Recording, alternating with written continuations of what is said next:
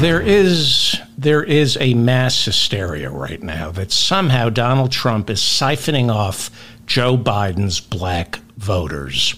Stop this insanity. It's nonsense. It's not going to happen. I have polling to back this up on today's episode, and I'm going to show you how unscrupulous pundits and pollsters manipulate numbers to create a non-existent story that black voters are abandoning the Democratic Party. Joe Biden is beloved in the black community. Now, I didn't know that until he went down to South Carolina in 2020. I expected Bernie to connect with the black voters. It was Biden, and it was black voters who got Joe Biden nominated and pushed him over the top in those key battleground swing states in November of 2020. There is, however, a phenomenon of black politicians, pundits, and pop stars who maintain that black people love the Republican Party. They say Dr. King was a Republican, and so was his father, yes, until the 1960s, until Robert F. Kennedy and Jack Kennedy bailed him out of jail. The entire paradigm shifted in the 1960s with the passage of the Civil Rights Acts of 64 and 65. You all know this. And yet, Candace Owens, Kanye, Clarence Thomas, Senator Tim Scott, Congressman Byron Donalds, Herschel Walker, and the batshit crazy Lieutenant Governor of North Carolina, Mark Robinson, insist that Democrats take the black vote for granted. They say that it was Lyndon Johnson's Great Society program that created a culture of dependency in the black community. They say it was the Great Society that hurt the black family. You even had Byron Donalds last week insisting black families had it better under Jim Crow. Lyndon Johnson's Great Society didn't destroy the black family. It was the pushback during the Reagan years that hurt the black family. It was the cuts in Social Security. It was the tax cuts for the rich on the backs of the middle class. That's what hurt the black family. It was the CIA dumping crack cocaine into cities like New York, Los Angeles, Compton, Harlem. It was the CIA dumping crack cocaine to fund their illegal wars in Central America. That's what hurt the black family. 45 years of supply-side economics is what hurt the black family. The Great Society lifted millions of Americans out of poverty. I don't know what it's like to be black. I know it's been hard for Senator Tim Scott and Congressman Byron Donalds and Kanye. I know it's been hard for the Lieutenant Governor, Mark Robinson, Clarence Thomas, Herschel Walker, and Candace Owens. I also know they think they did it all on their own, and they don't understand why everyone else can't. I know some of them, like Clarence Thomas, think they were the beneficiaries of affirmative action, but now believe they were hurt by affirmative action rather than helped. I wouldn't presume to know how you get to that place. But here's what I do know. If you're black, Jewish, Arab, Muslim, Hispanic, if you're a member of the LGBTQ plus community, if you're Asian, a woman, if you're living with a physical or psychological disability, if you're middle class, upper middle class, or poor, you are not welcome inside of the Republican Party. They hate you. They pretend they like you, but they hate you. This is the party of billionaires and white Christian ethno-nationalists who have declared war on women, the LGBTQ plus community, black people, Hispanics, the poor, Arabs, Muslims, anybody who is a member of a marginalized community, this Republican Party under Donald Trump has declared war on you. This is the party of Donald Trump. Stephen Miller, who wanted to shoot migrants. Marjorie Taylor Greene, Steve Bannon, Nick Fuentes, Paul Gosar, David Duke, Charlie Kirk, and Laura Ingraham. If you don't know who these people are, they are the backbone of the Republican Party. If you don't know their storied history of endless racist remarks, well, then you've got your head in the sand. I can assure you, and I'll show you the numbers later, black people are not voting for Trump, and they are not voting for any other Republicans. It's a fallacy that Trump is stealing the black vote from Biden. Black voters are not stupid. They remember George Floyd.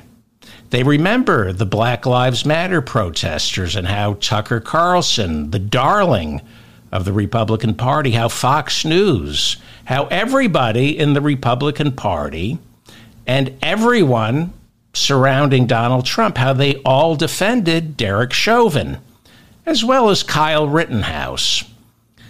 Black voters remember. Let me play you Marjorie Taylor Greene from last week. I played it on my last show. This is why black voters are not going to abandon the Democrats or Joe Biden. This is Marjorie Taylor Greene. She is Donald Trump's opening act. This is what she said about George Floyd. I have to warn you, the language is a little rough, but this is the Republican Party unfiltered. We have Jamie Raskin in there accusing us of worshiping Trump, worshiping as a convicted felon. He is convicted. Well, yeah, so is George Floyd. And everybody, and you all too, the media worship George Floyd. Democrats worship George Floyd. There were riots burning down the fucking country over George Floyd. Okay? Black people are not voting for this woman or her party. So stop it. Knock it off. Stop saying this. I'll show you the polling later on in the show, and it's going to make you really angry about this mass hysteria. Just stop it. Black voters are not abandoning Joe Biden. And if you believe that, you need to develop your critical thinking skills. You're reading the wrong newspapers and magazines, listening to hucksters, preying on anecdotal evidence and manipulating numbers, and I'll show you how they do it.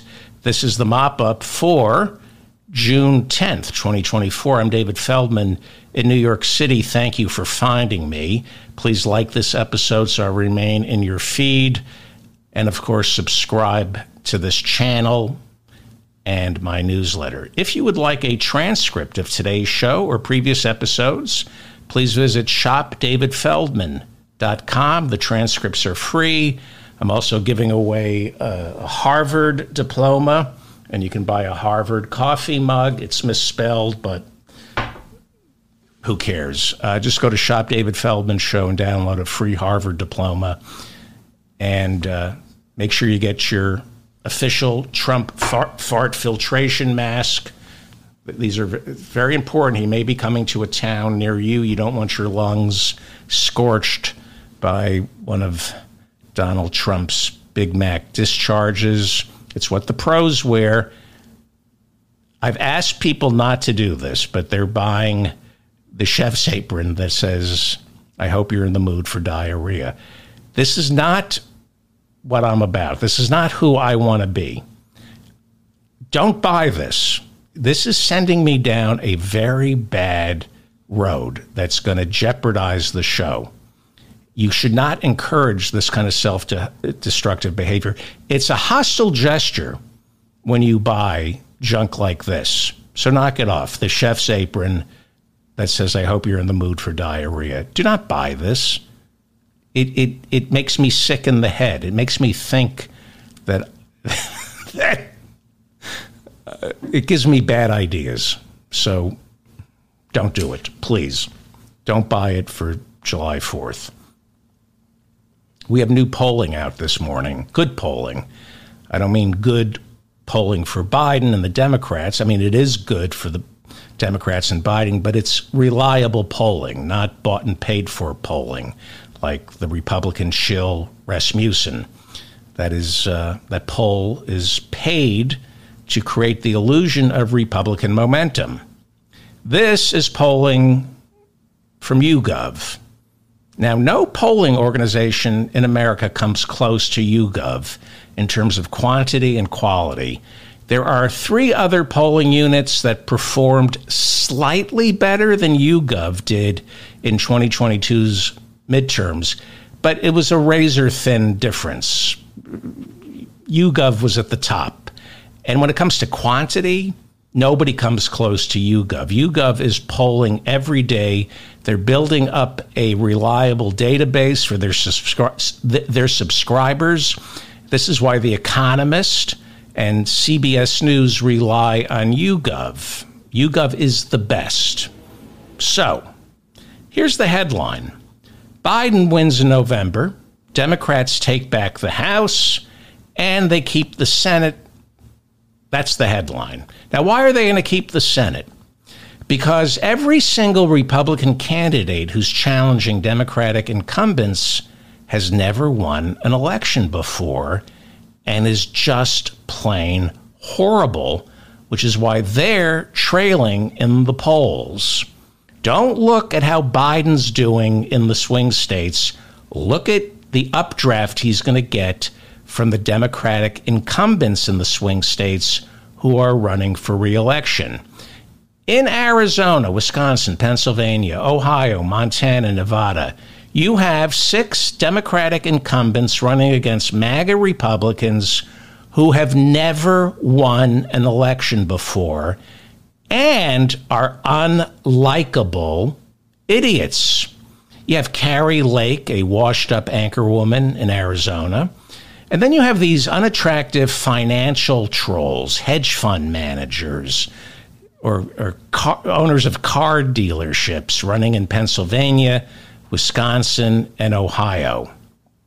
In Nevada and Montana, Republicans have put up 2 war veterans, which makes them attractive politically until you get to know them.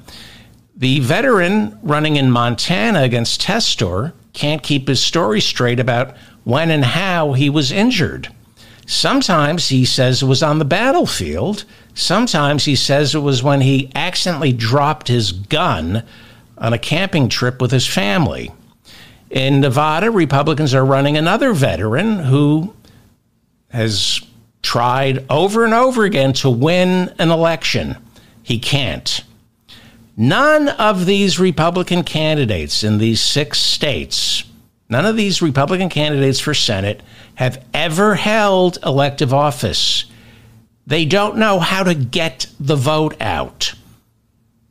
They don't know what they're talking about. They just are reflections of Donald Trump. And you're not going to win an election parroting Donald Trump. All 6 of these candidates are pretty much endorsed by Trump. They have 0 experience, just like Donald Trump. But unlike Donald Trump, they don't have any charisma. They're mean-spirited,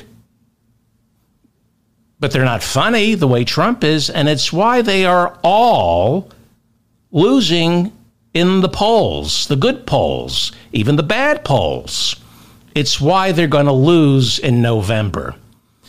So this just doesn't mean Democrats keep the Senate. It also signals this updraft I keep talking about. Joe Biden leads from behind. He will be lifted by these Senate Democrats running for re-election.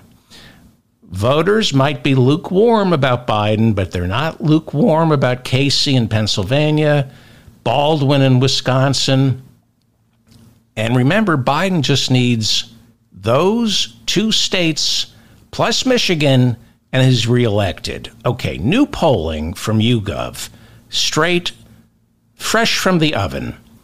Trump leads Biden by 1 percentage point nationally. That's well within the margin of error. It's a dead heat. But here is where it gets really important. Biden has momentum. He's leading by 1 point. Granted, it's within the margin of error, but his trajectory is upward in the key battleground states. He's leading Trump, according to the YouGov poll, which is the gold standard. Biden is leading in the key battleground states of Arizona, Georgia, Nevada, Michigan, Pennsylvania, and Wisconsin. Biden is narrowing the gap. We're seeing a post-Trump trial momentum for Joe Biden. Biden was paying a political price because of that Manhattan criminal trial. When Donald Trump plays the martyr, he does better. But when he has to run on the issues, he loses. Trump just had his best fundraising month for the entire election cycle. May was great. He brought in $141 million in May. Why? Because the perception, it's wrong, but the perception among donors was Trump was being unfairly prosecuted by Alvin Bragg in Manhattan. So throughout May, remember the trial started on April 15th. The all of May was the trial. So for May, the money came pouring in. But then what happened at the very end of May? What happened on May 30th? He was found guilty. Not good. Not good. The guilty verdict won't affect Trump's fundraising prowess.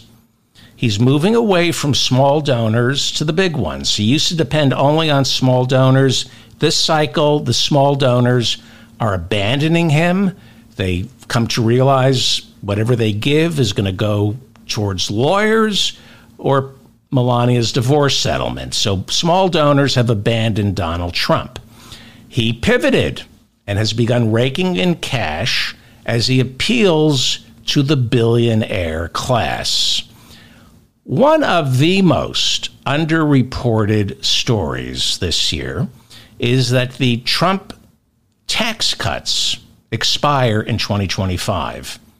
Those tax cuts added $8 trillion to our national debt. Joe Biden says he's not going to renew them. Again, he and the Democrats could have reversed those tax cuts when Biden took office, but he's going to let the tax cuts for the wealthy lapse in 2025 in his second term. Meanwhile, Trump is promising donors that he's not just going to renew the tax cuts for the richest 1%, he's going to cut their taxes even further. And so the fundraising gap that existed where Biden was outperforming Trump in terms of raising money, that's now over. Trump's campaign is well funded. Where those funds go is another story. The money isn't going towards his reelection, but Trump is begging for money, making all sorts of promises to big money donors. When he was president, Trump tried to ban TikTok because of that company's ties to the Chinese government. Well, this year, President Biden signed into law a bipartisan bill, ordering TikTok to sell off its majority stake to an American company or a company that's friendlier to the West. If TikTok doesn't sell its majority stake, according to this bill, it will be banned in America. After that bill was signed into law, Trump completely reversed course. And last week he said, I will never ban TikTok. Out of the question, he said. Why? Well, Kellyanne Conway is now a lobbyist for TikTok. She hasn't registered as a foreign lobbyist, but she's lobbying for TikTok. Who's paying Kellyanne Conway? Club for Growth. And who pays Club for Growth? Billionaire megadonor Jeff Yass from Pennsylvania, whose investment firm, according to the Financial Times, has a $40 billion stake in TikTok. Much of Jeff Yass's multi-billion-dollar fortune is tied up in TikTok. And so earlier this year, Club for Growth, which is funded primarily by Jeff Yass, Club for Growth, met with Trump down in Florida, and they said, oh, no. You're for TikTok. You're against TikTok being forced to sell. I mean, if you want any donations from Club for Growth or any dark money from Jeff Yass, you're for TikTok. And Trump said, I'm for TikTok. When did I ever say I was against TikTok? So in terms of fundraising, Trump is going to be just fine. The problem, of course, is he can't help himself. He sees a pile of cash and he has no impulse control. He doesn't see the money to be used to win the election. That is why his idiot daughter-in-law, Lara Trump, was made co-chair of the RNC. Trump wants all that money, not just to pay his legal fees, to solve his liquidity problem and renegotiate a prenup with Melania, which I'll get to at the end of the show. I've heard some things that are really interesting about this sham marriage. It's all about his liquidity problem. Forbes just wrote a story on how Trump is probably generating revenue for his business, his failed businesses, by once again forcing our Secret Service to stay at his hotels on our dime. He did this back when he was president. Whenever he traveled, Trump always tried to put the Secret Service up at a Trump property and then charged them $1,185 per night. That's what we know of. The cash being donated to the RNC right now, Trump sees that as a windfall. He sees that as his. He wants to charge any down-ballot candidate 5% of their campaign contributions if they use his likeness in an ad. It's all his. It's my party, and I want all the money. Every time the Republican Party does a fundraiser at Mar-a-Lago, Trump overcharges the party for use of the room, for the food, the alcohol. And then there are the hundreds of shell companies he set up that perform services for the Republican Party, all perfectly legal. Around the country, the Republican Party is throwing banquets. They need caterers. They need printing. There are so many ways to channel RNC cash, Super PAC cash into Trump's failing businesses.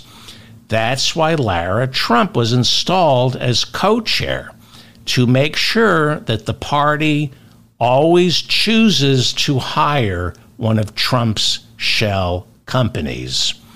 Now, while this mafia-style bust-out of the Republican Party will temporarily solve Trump's liquidity problem, none of this will get him elected president again. Look at this key number in the YouGov poll. Biden leads Trump by 1% in the battleground states. These are the results from a YouGov poll, gold standard YouGov. This was taken right after Trump's conviction. Remember, the trial helped Trump. A lot of people thought he was being unfairly prosecuted in Manhattan. And quite frankly, it's not unreasonable to think that the hush money trial was a little unfair. I mean, he was guilty, but we're talking about prosecutorial discretion. Alvin Bragg didn't need to bring this case, especially since it wasn't a slam dunk. Hey, I'm all four Al Capone, they brought him up on by any means necessary. Lock this bastard up. But it wasn't a strong case compared to the other three criminal trials Donald Trump has coming. So Trump got a slight bump in the polls because he was a martyr, a victim. The conviction, however, that hurt him. That moved the needle towards Biden. Because voters on the fence thought, maybe I wasn't following that trial close enough. Maybe he really is guilty. So the guilty verdict is slowly moving the needle slightly in Biden's favor. Not with the big money donors, but with some voters who are on the fence. Like I said, Biden's getting a slight bump in the polls from the conviction. Slight. Of all the issues that animate swing state voters, Trump's criminality is the least of them. It's dead last. However, this conviction is part of a larger picture being painted of Trump for voters to make a decision on whether they like and or trust him. Okay? It's very important as to whether or not you like and trust the candidate. We like to think it's about all the hair splitting on issues, but in the end, it gets down to, do I trust this man? Do I like this man? In a democratic republic, voters have to rely on leaders. It's about leadership. That's the way it works. In a democratic republic such as ours, we're too busy working, ignoring our children, watching Netflix. We're too busy. We can't study the issues the way we should. We don't know how to run the government, which is why, at least when it comes to the federal government, we don't do referenda. We don't do a referendum on an issue. We vote for leaders who we trust to handle those issues. Now, there are a lot of issues that I don't understand. I don't know where to stake a position, so I rely on my leaders. Ralph Nader, Howie Klein, Bernie Sanders, Elizabeth Warren, Rashida Tlaib, and yes, Joe Biden, among others. I'm not sitting in congressional hearings. I need to trust my leaders, the ones who share my principles, to guide me. So, when people say I'm voting for Biden because I like him, I trust him, that's not trivial. That's not superficial. I like Biden means I trust him. Character in a democratic republic is important. Now, a lot of us, including me, back when Clinton was president, we dismissed the importance of character because of the whole Monica Lewinsky thing. We said, that's not important. What's important is getting things done. Clinton's getting things done. Who cares about his character? I said that because at the time I really, really liked Bill Clinton, and he had a character problem. Character is important. Obama has character. I've got a lot of quarrels with Obama's home in Martha's Vineyard, his home in Hawaii.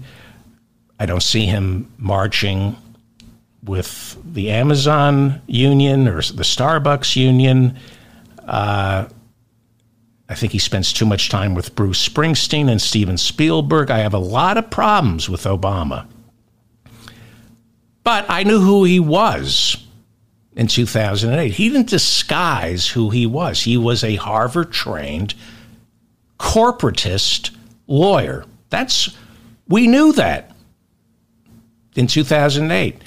He became a community organizer and decided that politics was where change is made, which is true. If you really want to affect change in this world, you run for Congress. That's where the big decisions are made. But in order to get elected and stay elected and get things done, you have to compromise in order to affect change. Look at Bernie. Look at all that Bernie has accomplished because he's willing to compromise. The idea of accepting Obama, even though he wasn't my first choice, he wasn't my second choice in 2008, but with Obama, you said, if we can't have single payer, I guess we'll have to double profits, triple profits for health insurance companies by passing Obamacare. Not great. It's, at best, the art of the possible. Obamacare is not great, but it's still better than anything Republicans are offering. Now, in the end, I trust Obama. If you listen to him speak, he levels with you and explains why he made these choices. He's a Wall Street sellout who doesn't spend his retirement the way Jimmy Carter did. God bless Jimmy Carter. Obama is way too comfortable with the elite. But I trust Obama. I trust that he truly believes that what he got done was what he believed was possible, given the Republican and corporate opposition he was up against. He should have jailed instead of bailed the bankers. An argument could be made. I won't make this argument, but it did occur to me back in 2009. I don't know if you remember how terrifying capitalism died in 2008. When he took office, the world economy was teetering. And I wanted the people responsible locked up. I wanted the banks nationalized. It did occur to me that locking up the bankers, as satisfying as that sounds, it might not instill confidence in our monetary system. They still should have been locked up. Or at least he should have had his Attorney General, Eric Holder, try to lock them up. But Eric Holder was a much bigger corporate shill than Obama was. Look, I'm talking about character. I didn't vote for Obama until the general election. He was my third choice. I wanted John Edwards in 2008. Then I wanted Hillary Clinton.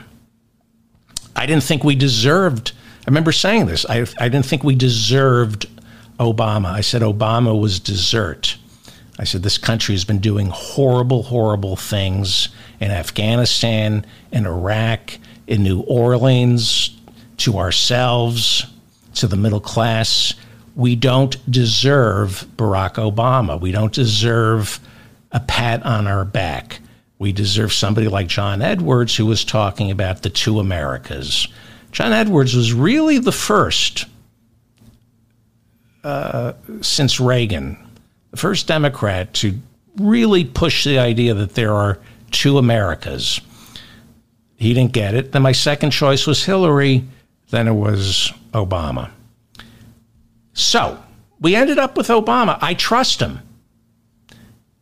Whether you like it or not, we elect our leaders more on trust, more on likability than we do on issues. That's not superficial. That's not trivial. Now, look at this.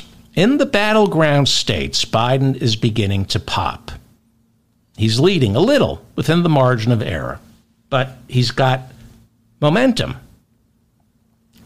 this is the electoral map I built for you 2 weeks ago. And I'm going to keep showing it to you until Election Day, because no matter how many times I tell you to stop freaking out about Donald Trump, you keep freaking out about Donald Trump. You allow news organizations to gin up excitement and anticipation by scaring you, by misreading polls so that you pay attention and keep watching. This is all you need to look at.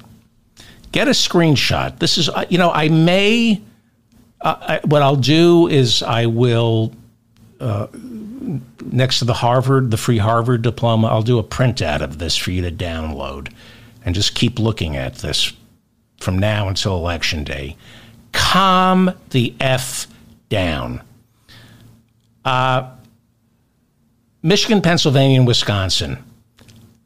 Yeah, I know I'm a broken record because you won't stop freaking out. So I'm going to keep telling you it's Michigan, Wisconsin, and Pennsylvania, and Biden's going to win Michigan, Wisconsin, and Pennsylvania. And I'm going to keep repeating that over and over again until you stop freaking out and calm the F down. The problem isn't me repeating myself. The problem is it goes in one ear and out the other. You keep freaking out, believing that black people are abandoning Biden or that Trump is going to win. There is no way Trump is going to win. Zero. Okay? So I'm going to repeat myself because some of you are driving me crazy with these panic attacks over Donald Trump. Okay? Okay. This is what I'm doing. I'm repeating myself, but I'm making a larger point. I have given, in this map, I give Trump Georgia and Arizona, okay? I'm giving Trump, Georgia, and Arizona, which Biden won in 2020. Take it. I'm giving, he may lose, Georgia's on the, he's not losing Arizona, but you know what? Go ahead, Donald Trump. Have Arizona, have Georgia. I'm going to give Trump North Carolina, which Biden is going to win. Lieutenant Governor Mark Robinson, the Republican, is running for governor, and Josh Stein, the Attorney General, is the Democrat, and that is going to be the updraft that Biden will be the beneficiary of. Okay? But I'm going to give North Carolina to Trump. Josh Stein is the Democrat is going to be elected governor, but I'm going to give Trump North Carolina. I'm going to give Florida to Trump, which is back in play. Biden and Obama won Florida in 2008 and 2012. Hillary almost won in Florida. She lost by a little more than 100,000 votes out of 9 million. She lost by a little over 1%. Then something happened in 2020. Trump beat Biden by 400,000 votes out of 9 million. Not a lot, but a little more than we thought was fair. How'd that happen? Well, Trump was the beneficiary of one of the greatest voter purges in U.S. history. I have a video out on this. It's called How Florida Elections Are Rigged. It's horrifying. It's on my YouTube channel. It's called How Florida Elections Are Rigged. So why did Trump do better in Florida 4 years ago? Because the fascist governor of Florida, Ron DeSantis, targeted black people, poor white voters, ex-prisoners, and made it next to impossible for them to cast a ballot. I went over that last week, and I posted a video called How Florida Elections Are Rigged. Watch it. It is horrifying. But DeSantis is no longer as powerful and as popular as he was back in 2020. The bloom is off the rose. Biden now, according to some new polling, Biden is within striking distance in Florida. Why? Well, people are beginning to realize what a horrible human being Ron DeSantis is. There's a travel advisory. The NAACP has a travel advisory for Florida. It's not safe for black people in Florida. The largest lobbying group for the LGBTQ community has issued a travel advisory for Florida. It's not safe for the LGBTQ community in Florida. Biden is within striking distance because of that, and because Florida has the worst abortion ban in the nation. But the Supreme Court, the state Supreme Court in Florida, they upheld the abortion ban, but they also said abortion could be on the ballot in November. So, abortion is on the ballot in Florida on November. DeSantis and Trump do not want that. Over and above that, let me tell you something. Obama and Biden won Florida. Come October, after what is expected to be one of the worst hurricane seasons on record, you send Obama and Michelle down to Florida. You send Bill, you send Hillary, Bernie, Pete Buttigieg, Elizabeth Warren. When the federal government starts rescuing Florida after the hurricanes, this Republican-controlled state that has sucked up to the oil companies while being decimated by climate change. Remember Chris Christie hugging Obama after Sandy?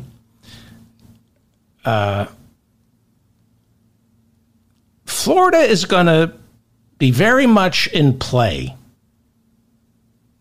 come November. Now, I hope the hurricanes don't do any damage to Florida, but it's going to be tough for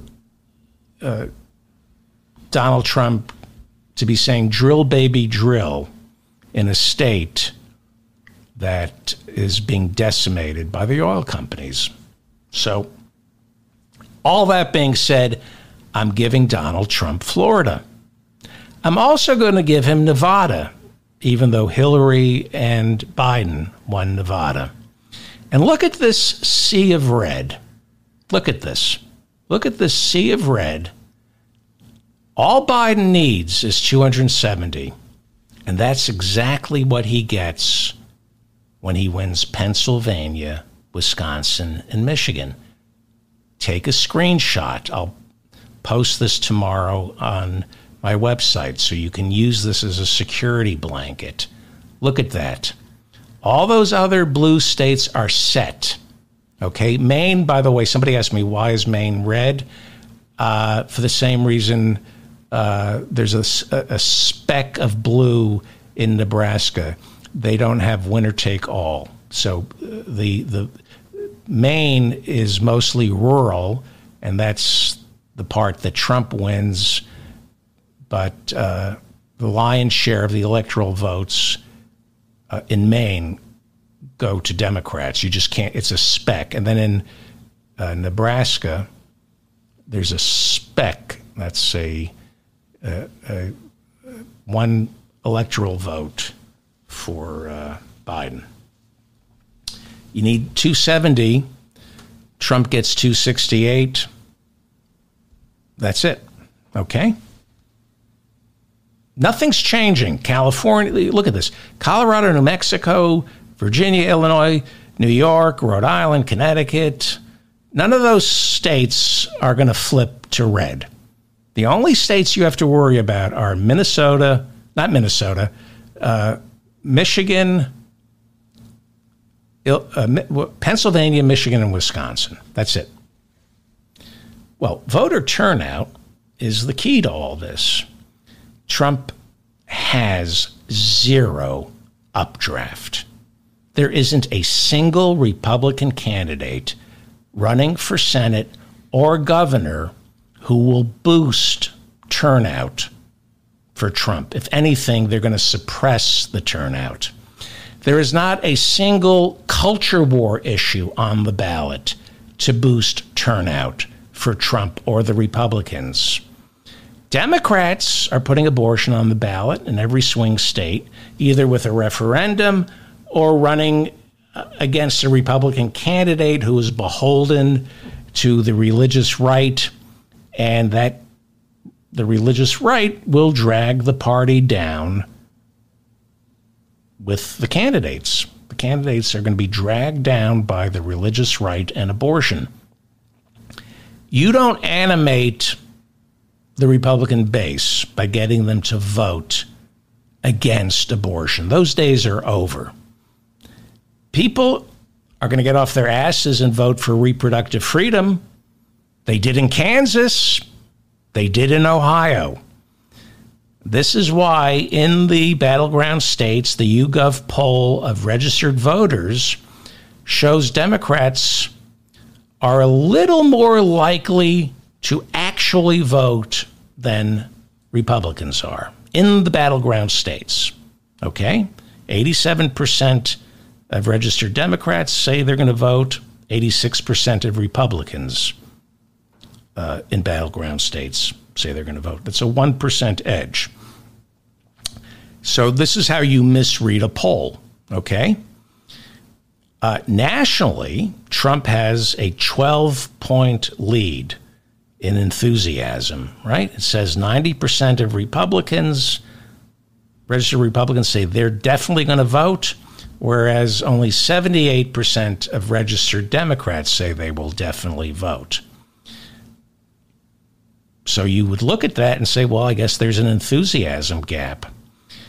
In 2020, however, Democrats had a 5% lead in registered voters over Republicans. There were 5% more registered Democrats than there were Republicans. So I'm not going to do the algebra here, but with 5% more voters, 78% of registered Democratic voters turning out will more than match the Republican vote, the 90% of Republican votes. There are more Democrats than Republicans.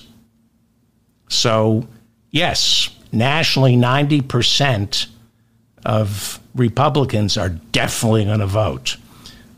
There aren't enough of that 90% to outweigh the Democrats, especially as Democrats get more scared and more motivated and more frightened as Trump gets scarier and angrier and more insane.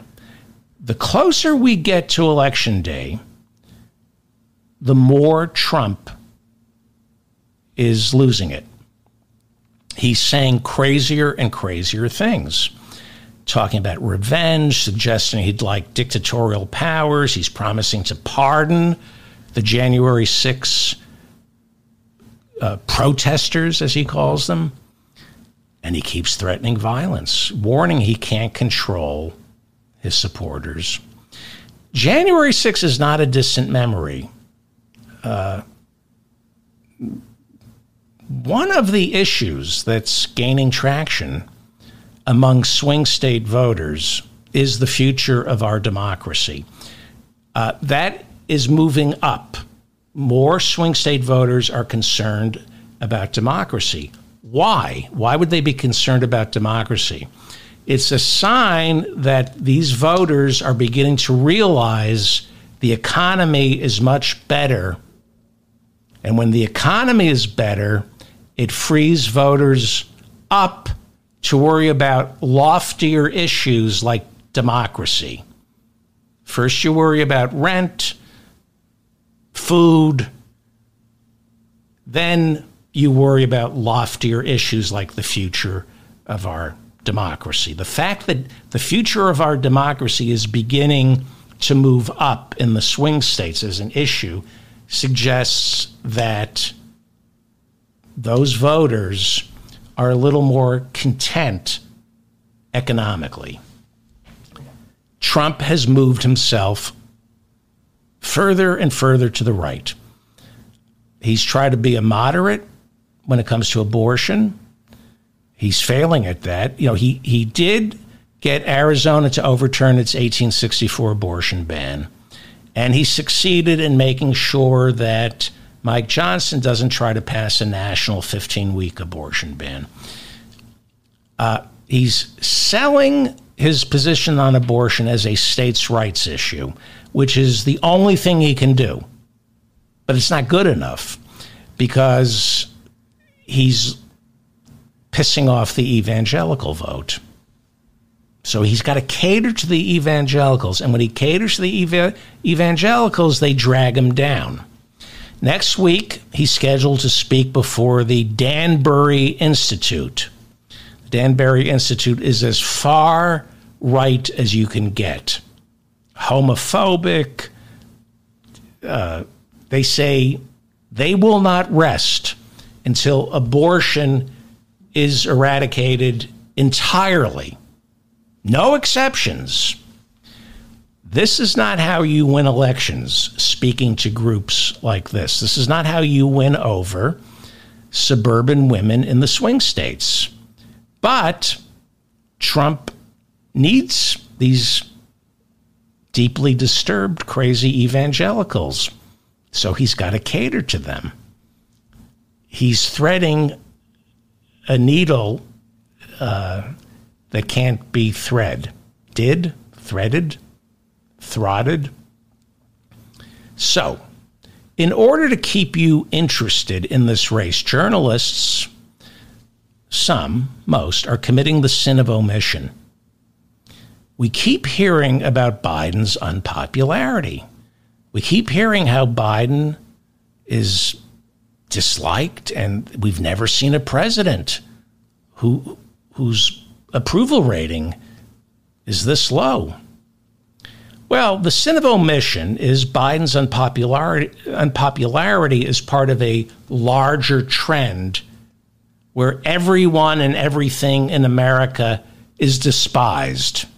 You may not have noticed, but Americans hate everyone. So yes, Biden's approval ratings, according to a new Reuters poll, has hit a 2-year low. But many polls show Trump's approval rating even lower. When the news media says Biden's approval rating is at an all-time low, the sin of omission is not asking the follow-up. Compared to whom? Because compared to Trump, Biden's approval rating is stellar. This is from the same YouGov poll of registered voters. Okay, registered voters were asked last week, when it comes to how they conduct themselves, do you like Joe Biden or do you like Donald Trump? Look at this. Only 49% of registered voters like Joe Biden. Okay? Now, if you want to omit some facts, you can now say only 49% of registered voters like Joe Biden. He's underwater. That's not good, right? You could say, the White House is in panic mode. Oh, no, what are we going to do? More registered voters dislike Biden than like him. We have a messaging problem, blah, blah, blah, blah, blah. And you could say, and they do say, that the White House and the Biden campaign is in a state of panic over this. That's the sin of omission. What they're leaving out is that in the same poll, only 33% of registered voters like Donald Trump. This is fantastic news for Joe Biden. In a climate where nobody likes anyone or anything, the fact that Joe Biden has a 16-point edge over Trump when it comes to likability.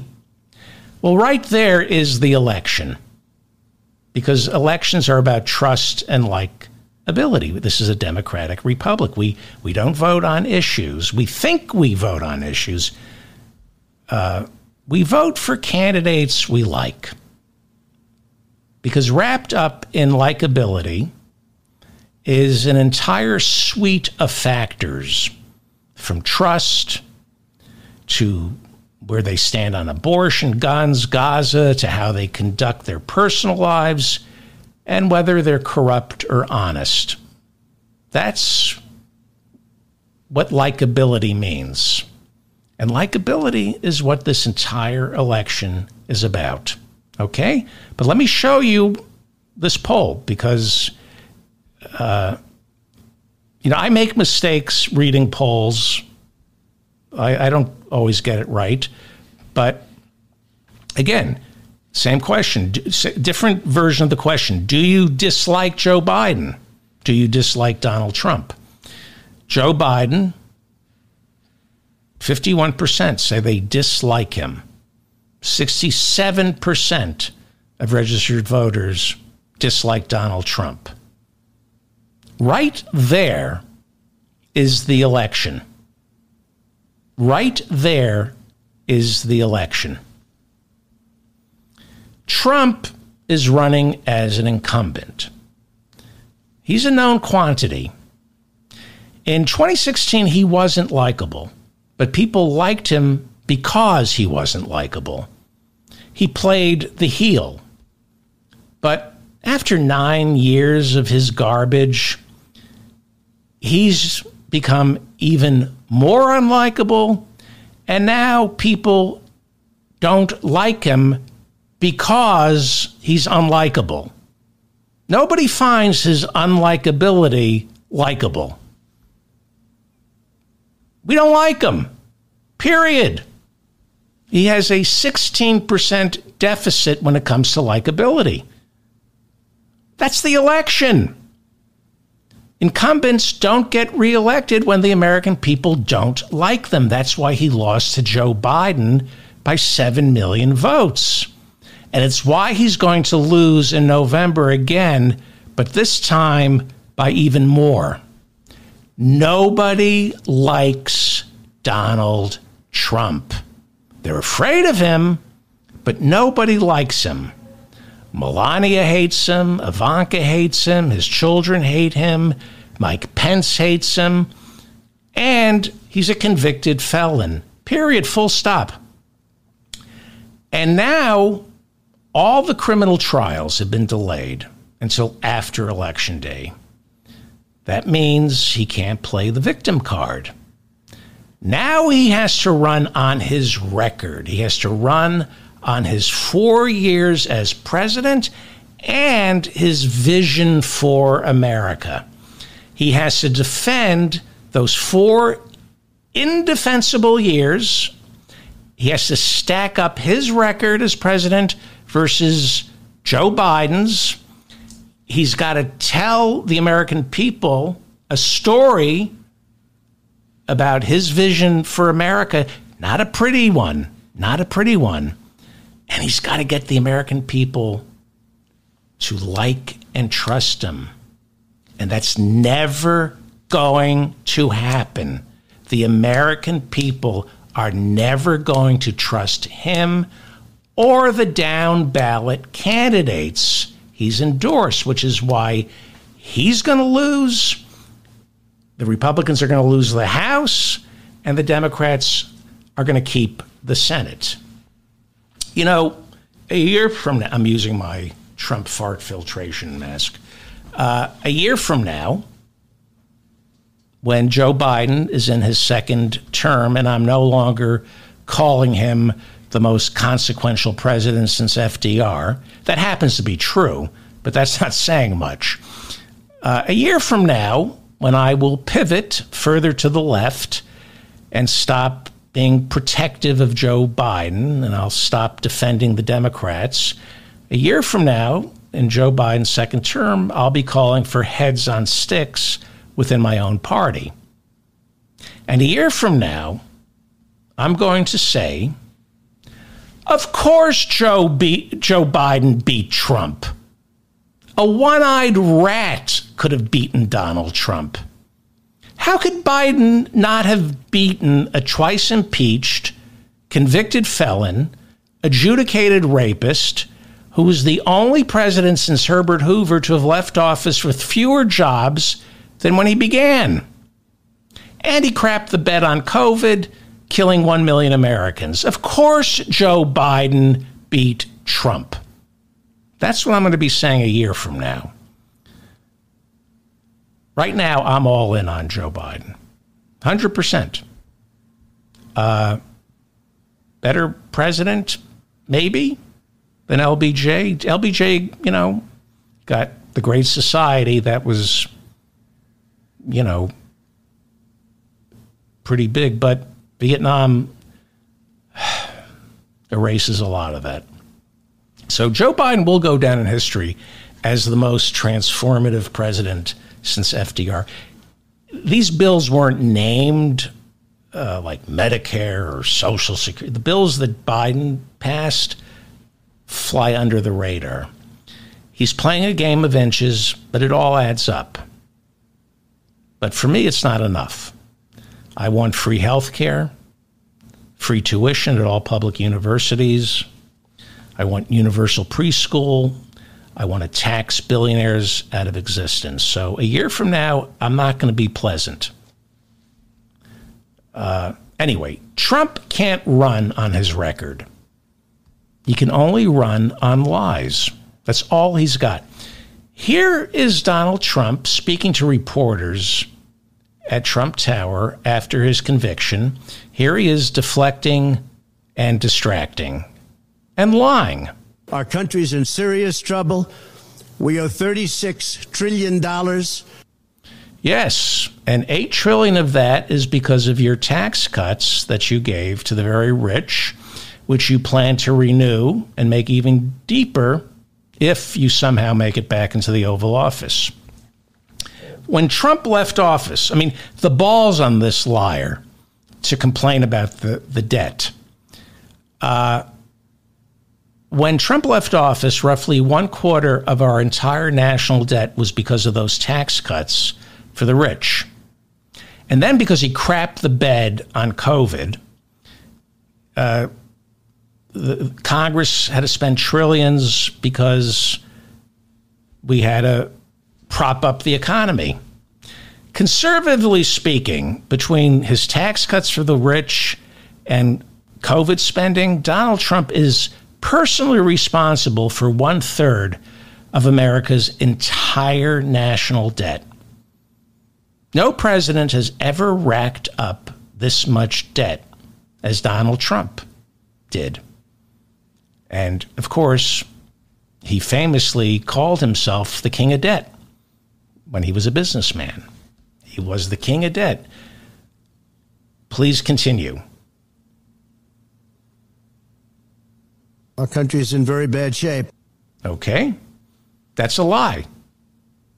Our country is in much better shape than it was when you were president. By every yardstick, by every measure, this country is in better shape.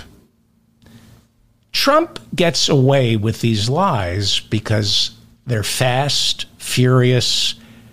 It's a fusillade. It's a fire hose of lies. And the only way you can accurately report a Donald Trump speech or interview is to just stop him and correct his lies.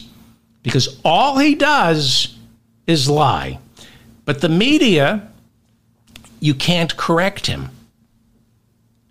because it's boring. So the media will tell other stories. And the media neglects to do what they're supposed to do, and that is correct each and every one of Donald Trump's lies. And because too many Americans get their news from comedians with podcasts, Fox, they get their news from Newsmax, too many of them believe Trump's lies. They go uncorrected. For example, this is what happens. MarketWatch reports that despite the stock market being up 12% for the year, close to half of all Americans think the stock market is down for the year. It's not. It's up. The S&P 500 is up 12.1% for the year. And if you add in dividends, the total return for the S&P 500 for 2024 so far is 12.8%. Most people, including me, or the people who work on Wall Street, don't understand the stock market. So if Donald Trump says, when he lies and says, I speak to my friends in corporate America and they tell me Biden is killing this economy, that's a lie. Biden isn't killing this economy, and that's not what Trump hears when he talks to anyone in corporate America. The only conversations he has with anybody in corporate America is they want to know where the money is that he owes them. That's the only conversation Donald Trump has with corporate leaders. So why is the stock market up? The CHIPS Act, the Inflation Reduction Act, and the Bipartisan Infrastructure Act. The stock market is up because of good old-fashioned Keynesian economics. The polling on this shows that in the swing states, voters say America's economy is horrible, but the economy where I live is doing pretty good. See, there's what they're told to believe, and then there's lived experience. Their lived experience in the swing states is, the economy is pretty good. But I turn on the news, I listen to podcasts or Donald Trump, he's telling me that the economy is horrible. Don't believe your own eyes. This is the messaging problem that Democrats are up against. There is a lie machine. The Republicans have a propaganda machine that spews nonstop lies. From The Guardian, a majority of Americans wrongly believe the U.S. economy is in recession, and they blame Biden. A recession is 2 consecutive quarters of negative economic growth, GDP, right? There are 4 quarters to a year. You get 2 quarters in a row where the economy shrinks instead of grows. That's a recession. We're not in a recession. Now, to be fair to the American people who mistakenly believe we're in a recession, this economy only works for half the country. This economy only measures how half the country is doing. How we measure the GDP, how we measure unemployment, it only measures the economy for people who vote, who haven't fallen through the cracks, people who are participating in the above-ground economy, people who are interacting with our government either through paying taxes and or receiving benefits. That is why the economic numbers under Biden can hit record highs, and still, according to Bloomberg, half of middle-class Americans say they struggle financially, because they are struggling financially. Rent remains unaffordable. Buying a new car, seeing a doctor, even with health insurance, going to a dentist, feeding your family, sending your child to a public university, all of that is unaffordable for a lot of people. So it's wrong. We're not in a recession, but it's understandable why so many people think this is a recession. Too many Americans are forced to pay normal living expenses by putting everything on their credit cards, and because the Federal Reserve keeps interest rates high, servicing that debt has become impossible for the middle class. There is no question Americans are suffering financially. I can't make excuses for that. I can't be glib about that. They were suffering financially under Trump. They were suffering under Obama. They've been suffering since Reagan. I'm a class reductionist. To me, everything comes down to a downward redistribution of wealth. That's what I believe in, to redistribute wealth downwards. If you ask me how to solve most of this country's ills, I would start with waging class warfare. It's been waged on us. It's time for us to bite back. We tax the rich down to size because when you take their money, it gives them less money to influence our politicians with. See, they'll always say, well, you can take all of Warren Buffett's money. That's not going to pay for free tuition. Well, it actually will pay for a lot of things. But taxing the rich down to size means the rich can't tamper with our political system because they can't afford to. That's how you get the money out of politics.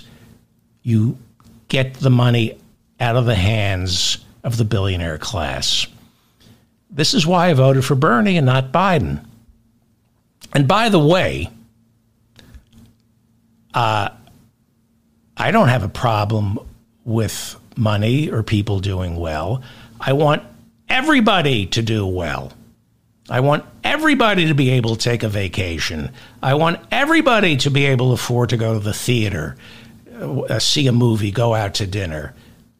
I don't have a problem with people doing well. I have a problem with people doing too well. At some point, it stops being about survival and becomes about luxury. And I'm fine with luxury, right?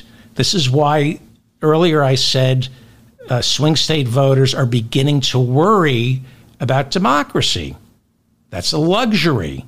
They're no longer, not all of them, but some of them are no longer worrying about economic survival, so they have the luxury to worry about whether or not we're going to become an authoritarian state. If you're about to become homeless, you don't give a crap if this democracy lives or dies, okay? So I'm all for luxury for everyone.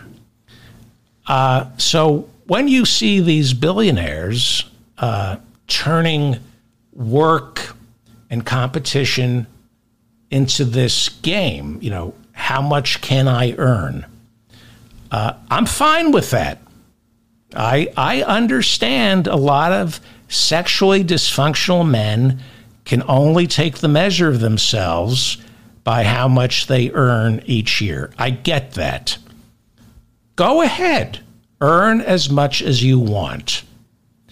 But at a certain level, we're taking 90% of it, like we did back in the 1950s. I get it. You want to earn $1 billion a year. That's fantastic. And if you can earn $1 billion in 1 year, as Sollozzo said to Don Corleone, salute. But the government is going to take $900 million of that. You can still say, I won the game, right? I made $1 billion this year. And by the way, thank you for earning $1 billion, because we're going to take 900 million of it and house the homeless and feed the hungry. So you should be proud of yourself. Good on you. That's what I believe. You're not going to get that from Joe Biden. You're getting a little of it. You're getting a little lip service. But Joe Biden, I mean, we knew who he was when we voted for him in 2020. I hope you voted for him in 2020. I know we have a lot of Bernie supporters here who didn't vote for Joe Biden. I knew who Joe Biden was. Joe Biden spends every Thanksgiving in the home of David Rubenstein, who founded the Carlyle Group, one of the world's biggest war profiteers. David Rubenstein is a war profiteer. He's got his name on the Kennedy Center. He buys his way into the PBS and gets to host his own show. He's a the Mark Twain Prize. He puts his name on everything. Despicable greenwasher. Just has enough money. He's a war profiteer, David Rubenstein. Look at the Carlyle Group.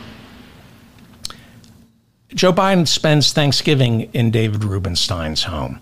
So I know who Joe Biden is, but I also know who Donald Trump is, and he's worse than David Rubenstein. Right now, Donald Trump and the Republican Party are a problem. Just like climate change is a problem, Republicans are a problem.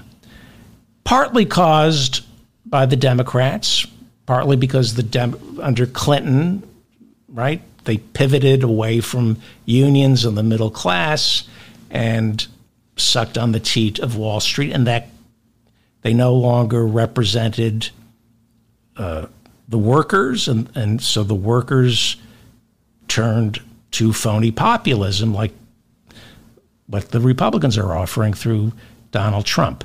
But Donald Trump is a problem, and we need to solve Donald Trump. It would be nice if we didn't have to worry about Donald Trump and we could solve climate catastrophe, homelessness, income inequality. The reason we have Donald Trump is because we didn't solve income inequality, because we didn't redistribute the wealth, because the Democrats abandoned labor and the worker. They gave that. Trump fills the void left by Bill Clinton, who was a darling of Wall Street, as was Obama. But we made, the Democrats made, that's why I say a year from now, I want heads on sticks in the Democratic Party. I want a purge. But we need to solve Donald Trump. Now, the amazing thing about Joe Biden, in the 3.5 years he's been in office, he's done a pretty magnificent job, a methodical job, filleting Donald Trump. Merrick Garland has done a fantastic job prosecuting January 6th. The special counsel has done a fantastic job prosecuting everyone who was involved with January 6th, including Trump. The problem is the Republicans control the courts. Biden has done as good a job as he can, as he's capable of, tackling climate change. He needs to do much better, but he's tackling income inequality. He's repaired our infrastructure. He temporarily raised more children out of poverty than any president in American history. But it should come as no surprise that middle-class Americans are struggling financially. We didn't elect someone who promised to declare war on billionaires. We could have nominated Elizabeth Warren or Bernie. We got Joe Biden.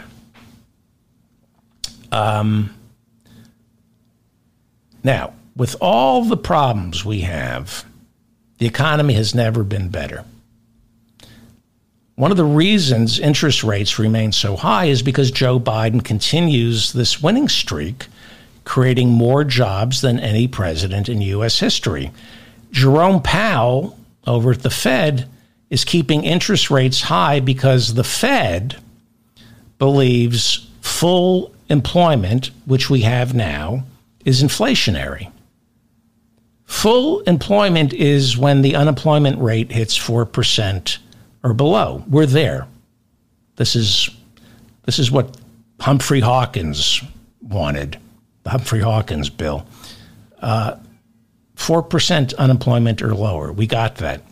Now, a perfect economy is considered 4% unemployment with an inflation rate between 2 and 3%.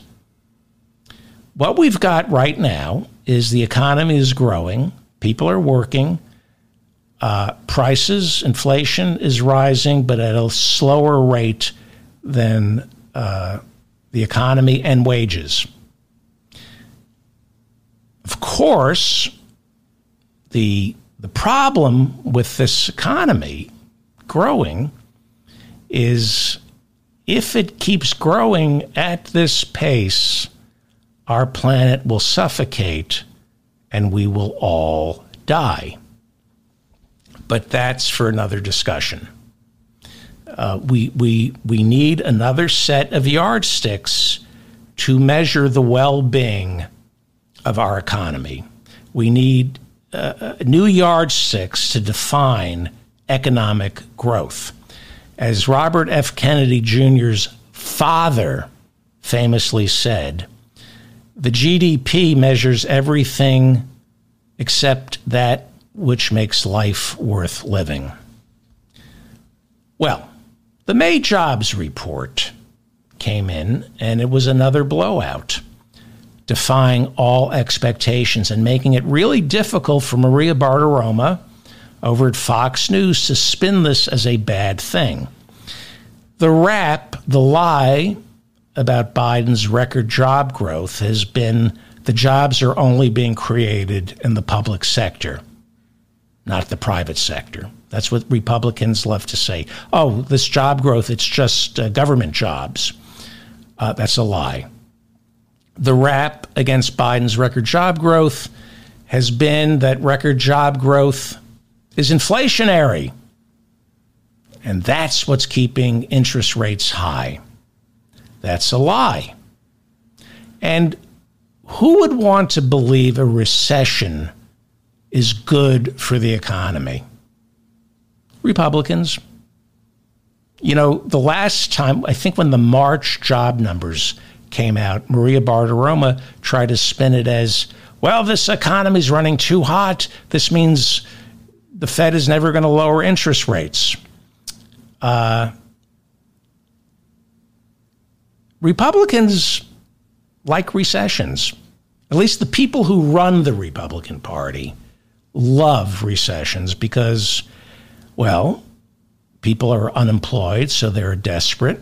They won't ask for raises, try to unionize, and they'll do what they're told. Republicans love recessions because the people in charge of the party don't need to work. The people who run the Republican Party don't need to work. They have plenty of money. They love recessions because they're sitting on a stockpile of cash, and recessions create buying opportunities. Plus, interest rates come down in a recession, which makes stocks a better investment. So the stock market will go up as interest rates go down. And you can buy real estate in a recession at distressed prices and at the same time take out cheap loans because the Fed is lowering interest rates to jumpstart the economy. A recession, if you're rich, is an opportunity.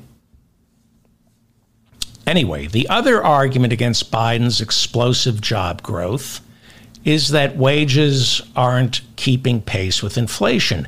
Not true. So here is Fox News suffering through Friday's job report, and you can hear one of the guests laughing, like, we're so screwed. How do we spin this into bad news? This is something, Maria. This is something. 272,000. 272,000 new jobs. Okay? Here we see 7 Fox News financial analysts.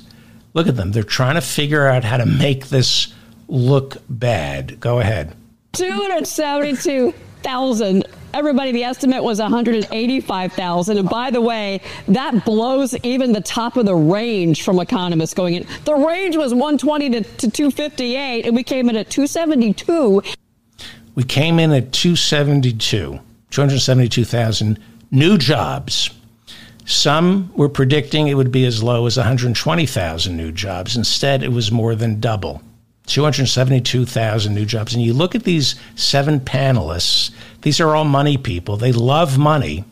They're laughing because they will say and do whatever's necessary to keep cashing their Fox News checks and their Club for Growth checks. But they're laughing because they know they have to act like everything they say hasn't been proven demonstrably wrong, right? The evidence is in. They're laughing because they're thinking, I just got to keep lying. I just have to keep lying. Continue. So this is something else. All right. Okay, the woman doing the reporting, I think she's actually trying to hurt Maria Bartiromo. She's not helping. Go on. Private sector 229, and that's higher than expected. So the private sector number was 229K. We were only looking for 170. Okay, you didn't need to report that. You're supposed to say, when I have time, Maria, to go over these numbers, I have no doubt that we're going to find that most of these new jobs came from the public sector, from the government. It's the government creating these jobs, not the private sector. And that's what's causing our debt, and these are not real jobs. You're not supposed to report that 229,000 jobs were created in the private sector, and only 43,000 jobs were created as government jobs. You're not supposed to report that. What you're doing over at Fox News by reporting that 229,000 jobs were created in the private sector is you're telling Fox viewers that Joe Biden's Inflation Reduction Act, the CHIPS Act, and the Bipartisan Infrastructure Act wasn't socialism. It created jobs in the private sector, not government jobs, private sector jobs, which is why the stock market is through the roof and unemployment is at record lows. You're supposed to report that everything Joe Biden does is socialism. Okay, let's find some bad news, please. All right, let me get into the earnings, because that's the inflation story I was kind of wanted to hit this a little bit. Yes, inflation, sure. Biden's creating record job growth, but he's creating inflation, and wage growth isn't keeping up with inflation. Tell us that lie. Certainly, you're going to do your job and tell us that lie. That came in pretty much in line. Average hourly earnings, the estimate was a gain of 0.3%. We came in at 0.4%. And then year over year, 4.1%, which is a little bit hotter than expected. So again, these are wild numbers, by the way, everybody. Wild numbers. Undeniable. So wage growth was a little higher than expected. We have wage growth of 4% year over year. That means wage growth is outpacing inflation. The inflation rate year over year stands at 3.5%. But wage growth is 4.1%. So while inflation still needs to come down by 0.5 of a point to hit the sweet spot, wage growth is outpacing inflation. Those are the numbers. This is phenomenal. It's phenomenal. Jimmy Carter, God bless him, truly a great man, at least his post-presidency. By the time you hear this, Jimmy Carter may no longer be with us. Jimmy Carter was a one-term president, and a lot of people are comparing Joe Biden to Carter, insisting inflation got bad under Carter. That's why Reagan beat him. And Biden's inflation is just as bad as Jimmy Carter's.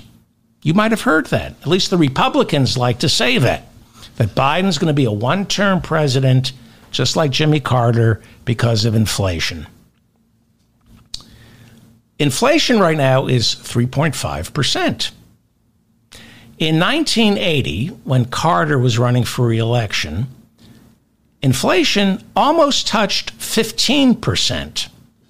By the summer of 1980, when the conventions were being held and the impression of the economy was cemented into the voters' heads, inflation was at 14.4%.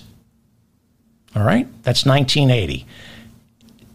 Inflation for all of 1980 was 13.5%. Okay? That's 10.5 percentage points higher than where inflation needs to be. The Fed wants inflation anywhere between 2 and 3%. Biden's inflation rate is 3.5%. That's 10 percentage points lower than Jimmy Carter's in 1980. Carter's inflation rate was 10.5% over the speed limit. Biden's half a percentage point over the speed limit, with wages outpacing inflation. This is not, God bless him, Jimmy Carter's economy. As for unemployment, under Carter in 1980, unemployment averaged 7.5%. Under Biden, it's under 4%, full employment with Biden. You cannot create more jobs than Joe Biden has already created, yet somehow he finds them. Joe Biden is not Jimmy Carter. Inflation right now is just half a percentage point above where it needs to be. And that's not because inflation is not because of the overheated economy.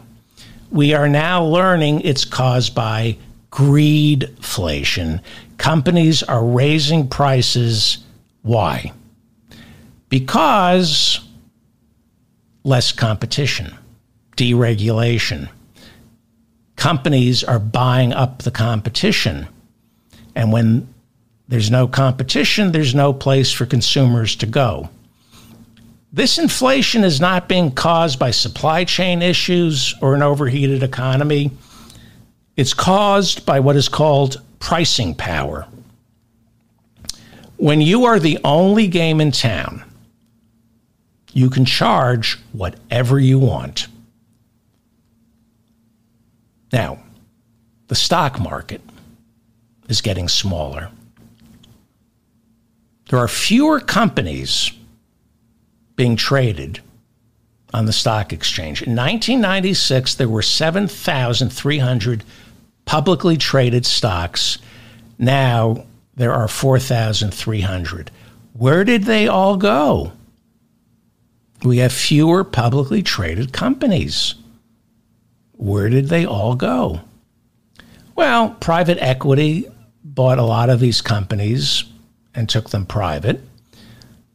But the major reason there are fewer and fewer companies is our FTC and our Justice Department, up until the Biden administration, refused to stop bigger companies from swallowing the smaller ones. Reagan became president, and bigger was better, and let big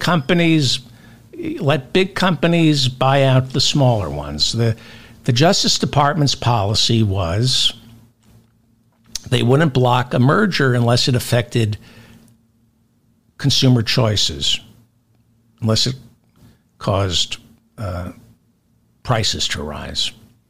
If a merger didn't result in consumers being forced to pay more, because they had fewer options. The Justice Department wouldn't enforce antitrust laws.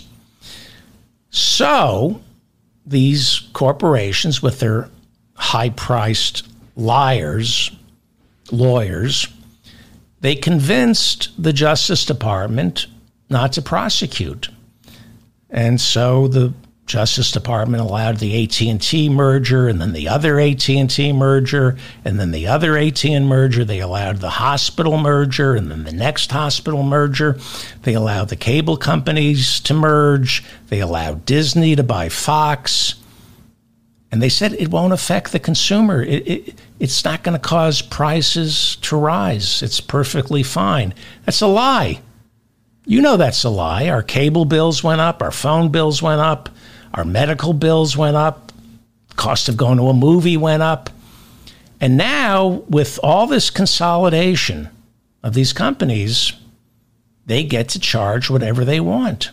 That's why there's greedflation. It's horrible with the snack foods, like junk food. The big junk food control.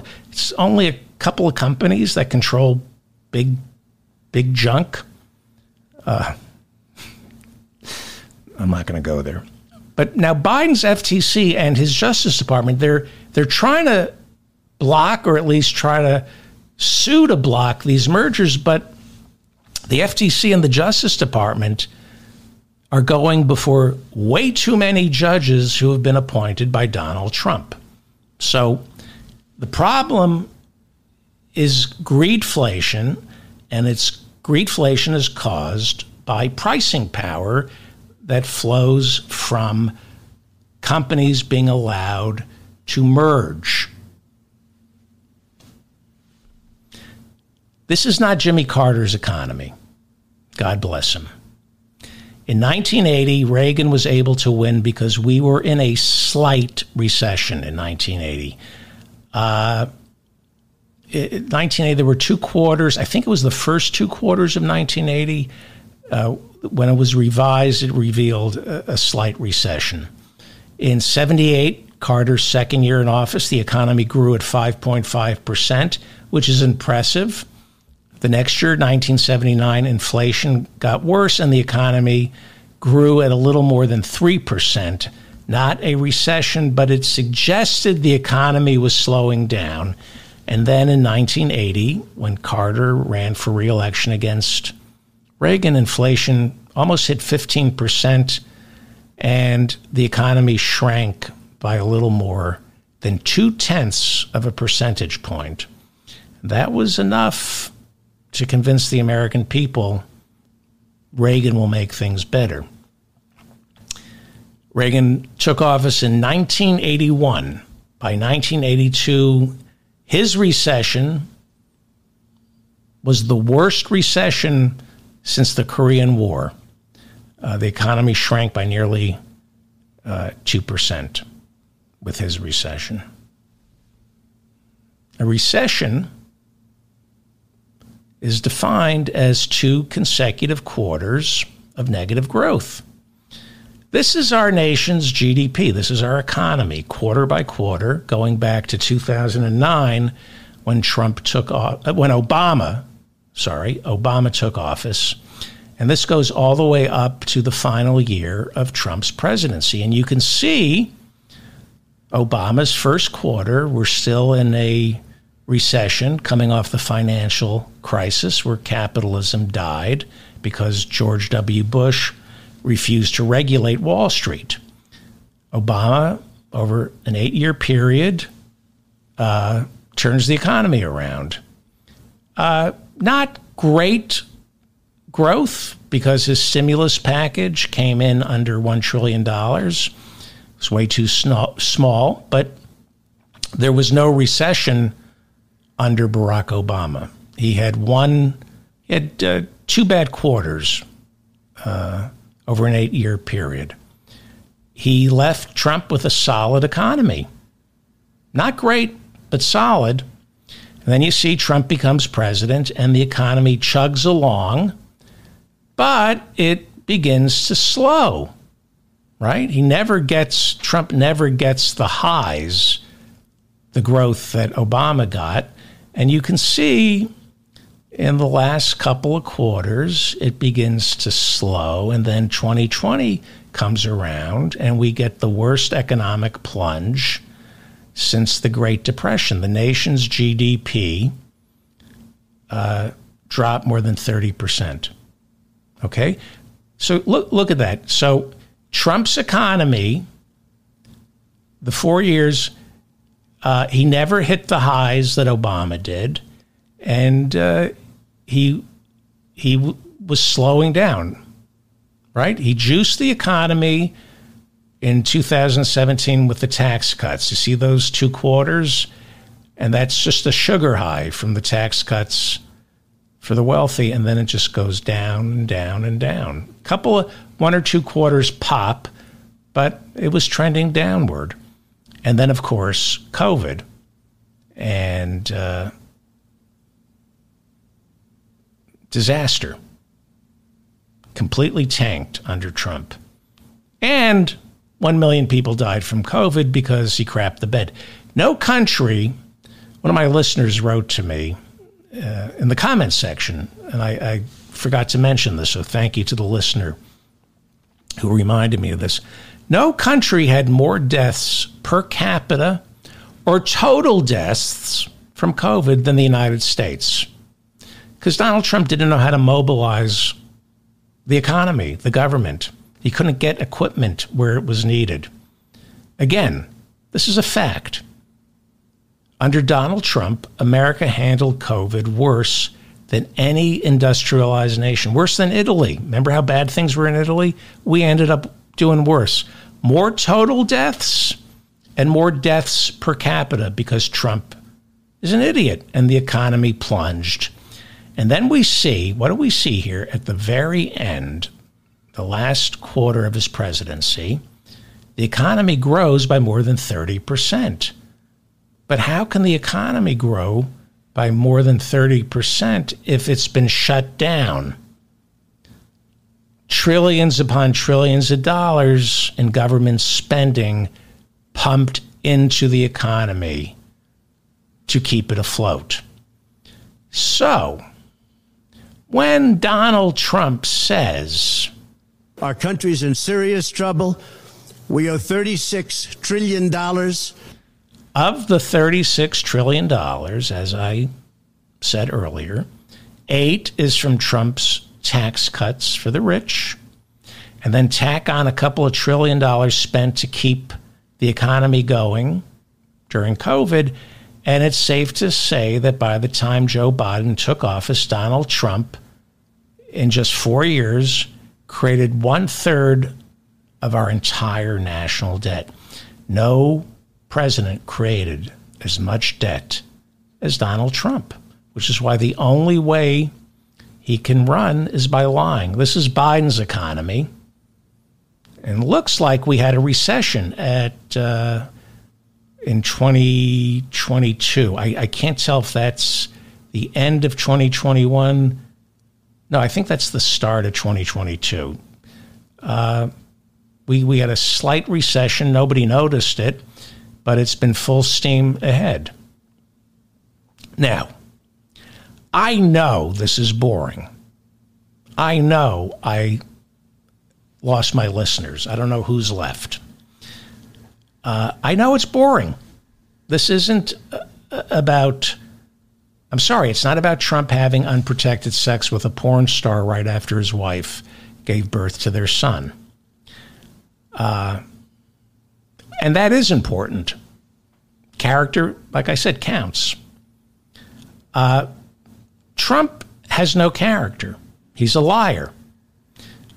He blames the $36 trillion national debt on Joe Biden because Trump has no character. He cheats. He cheats on his wife. He cheats at golf. He cheats in business. He borrows money, claiming billions of dollars in collateral that he doesn't have. He cheats on his taxes. He owes at least $300 million to the IRS that we know of. He cheats his relatives out of their share of Fred Trump's will. He cheats his workers. He cheats anybody who ever worked for him by refusing to pay them. He just doesn't pay contractors. He forces them to take him to court, and then he declares bankruptcy 6 times in order not to pay his bills. This is why character counts, because the economy is very complicated, and we need leaders who tell us the truth, because a lot of this is too hard to understand, and the media isn't going to take the time to explain it because it's boring. It is. What I just went through is boring. If you don't have money, money is boring. And most people don't have money. So this is boring. Which is why Trump thinks he can get away with saying this to Sean Hannity last Friday. I've done more for black people than anybody since Abraham Lincoln. I have done more for black people than anybody since Abraham Lincoln. Dr. King, Malcolm X, Thurgood Marshall, Maya Angelou, Oprah, the Reverend Jesse Jackson, Rosa Parks, Bayard Rustin, A. Philip Randolph, Harriet Tubman, Frederick Douglass, Lyndon Johnson, Reverend Dr. William Barber, Maxine Waters, Congressman Barbara Lee. Donald Trump has done more for black people than all of those slackers combined. He said that. He said he's done more for black people than anybody since Abraham Lincoln. It's just so racist for him to say that. It's stupid. It's racist to think black voters are as stupid as Donald Trump is. But go ahead, Donald Trump, insult our intelligence. And they understand it. They really understand it. And they also had the best job numbers they've ever had. They had the best job numbers they've ever had during the Trump administration. Yeah. And of course, Sean Hannity didn't correct him. There's no question Trump inherited a solid economy from Barack Obama, and black workers participated in Trump's economy. And you know when black workers really participated in Trump's economy? In 2020, during the first year of COVID. See, while most Americans were in lockdown, a disproportionate number of black Americans were still working. Amazon, supermarkets, delivering food, working in hospitals, driving buses, keeping our infrastructure going, doing all the work that couldn't be done remotely on Zoom. They were our first line. A disproportionate number of black workers were the ones who were risking their lives showing up to work. Yeah, they participated in Trump's economy. Testing kits for COVID under Trump were not being distributed, however, to the black community at the same rate as they were being distributed to upper middle class neighborhoods, upper class neighborhoods. So yeah, in 2020, black Americans participated in Trump's economy, an economy that had been shut down for mostly everybody else, which is why the COVID infection rate for black Americans was double that of white Americans. But let's get back to Trump's lie about creating more jobs for black people than any other president. This is Donna Brazile talking about his lie, and this is from PolitiFact checking Trump's lie. The all-time low was set for black workers was set under Biden less than a year ago, when black unemployment fell to 4.8% in April of 2023. This statistic has been kept since 1972, so all-time really means about 5 decades. Black unemployment has risen slightly since then, while remaining low historically. Okay? So the true numbers here we go. Black unemployment when Trump left office, 9.3%. Okay? Black unemployment today, in May, 6.1%. Okay? Those are the facts. So, here's where I get really angry. Okay? At the top of the show, I told you I was going to show you why it's a myth that Trump is siphoning off black voters. And this makes me really angry that people believe this.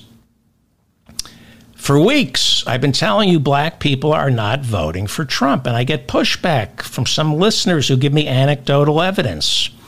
Why do you, they say, keep saying Trump isn't winning over the black voter?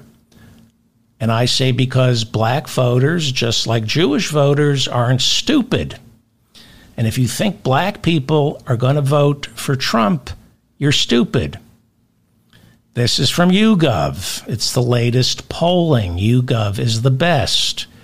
No polling company is as accurate or prolific as YouGov. It's why CBS News and The Economist work with YouGov. And this makes me angry.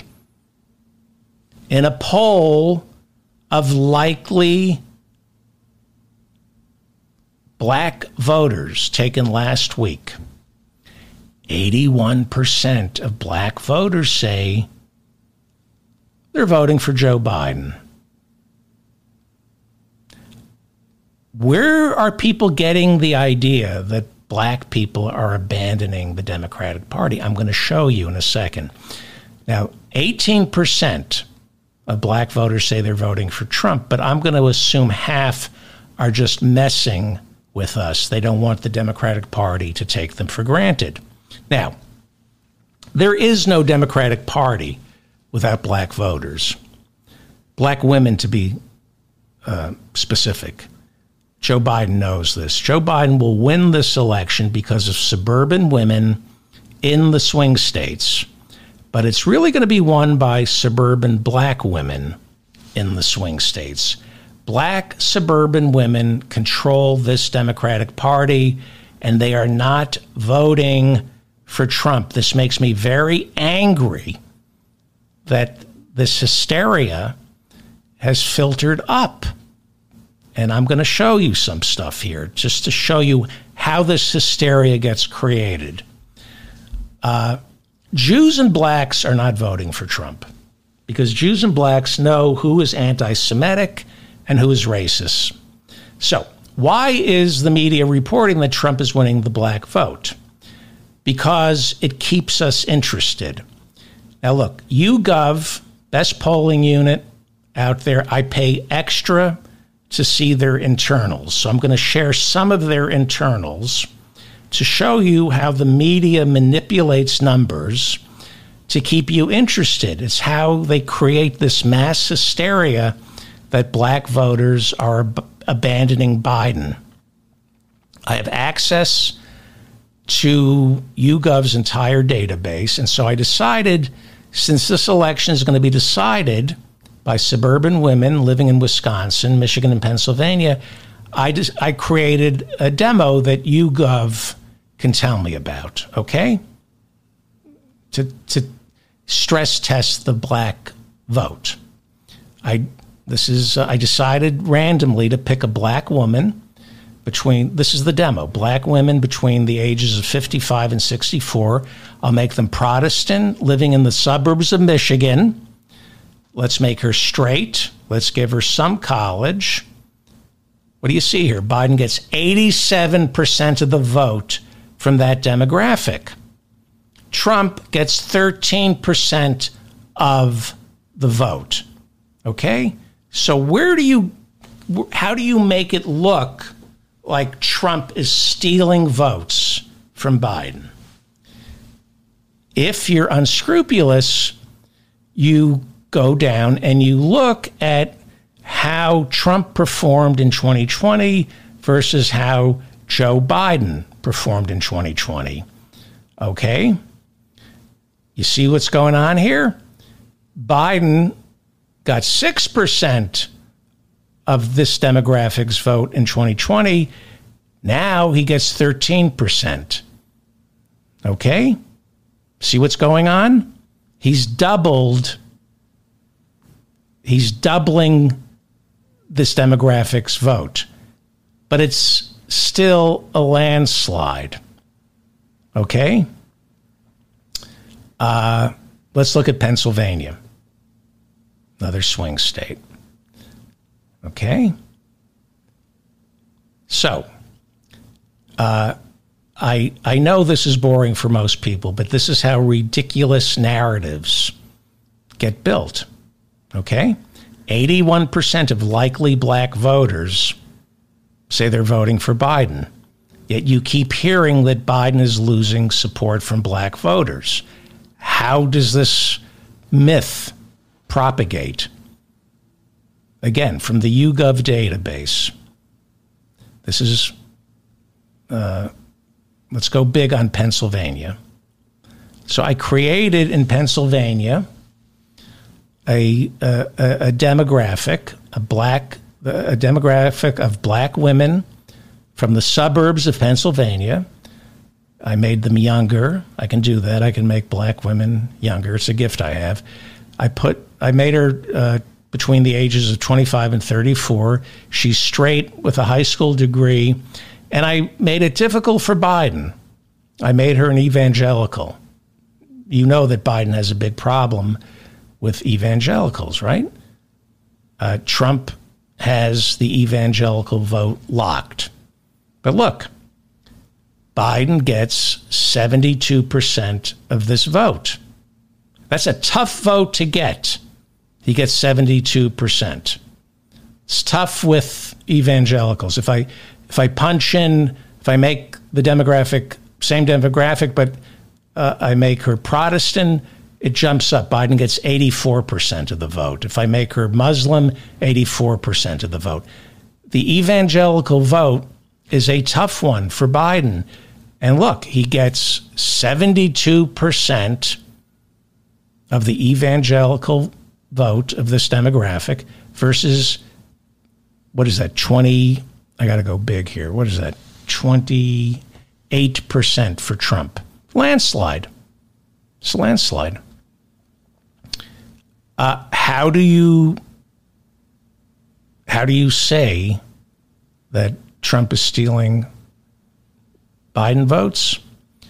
Because in 2020, the same demographic, only 15% went for Trump. Now it's 28%. So if you need a story to tell, you can say that Trump has doubled the black vote. He's doubled his vote with black people. He's still losing by a landslide. And look at this.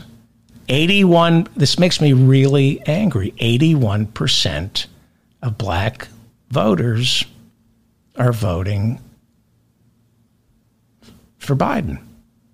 Now, the internals that I show you, if you want, they will tell a different story, but they don't provide an accurate one. If you have $1 million and I have $1, you're doing better than I am.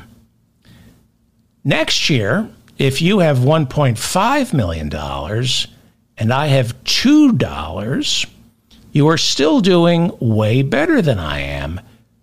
But I could tell another story.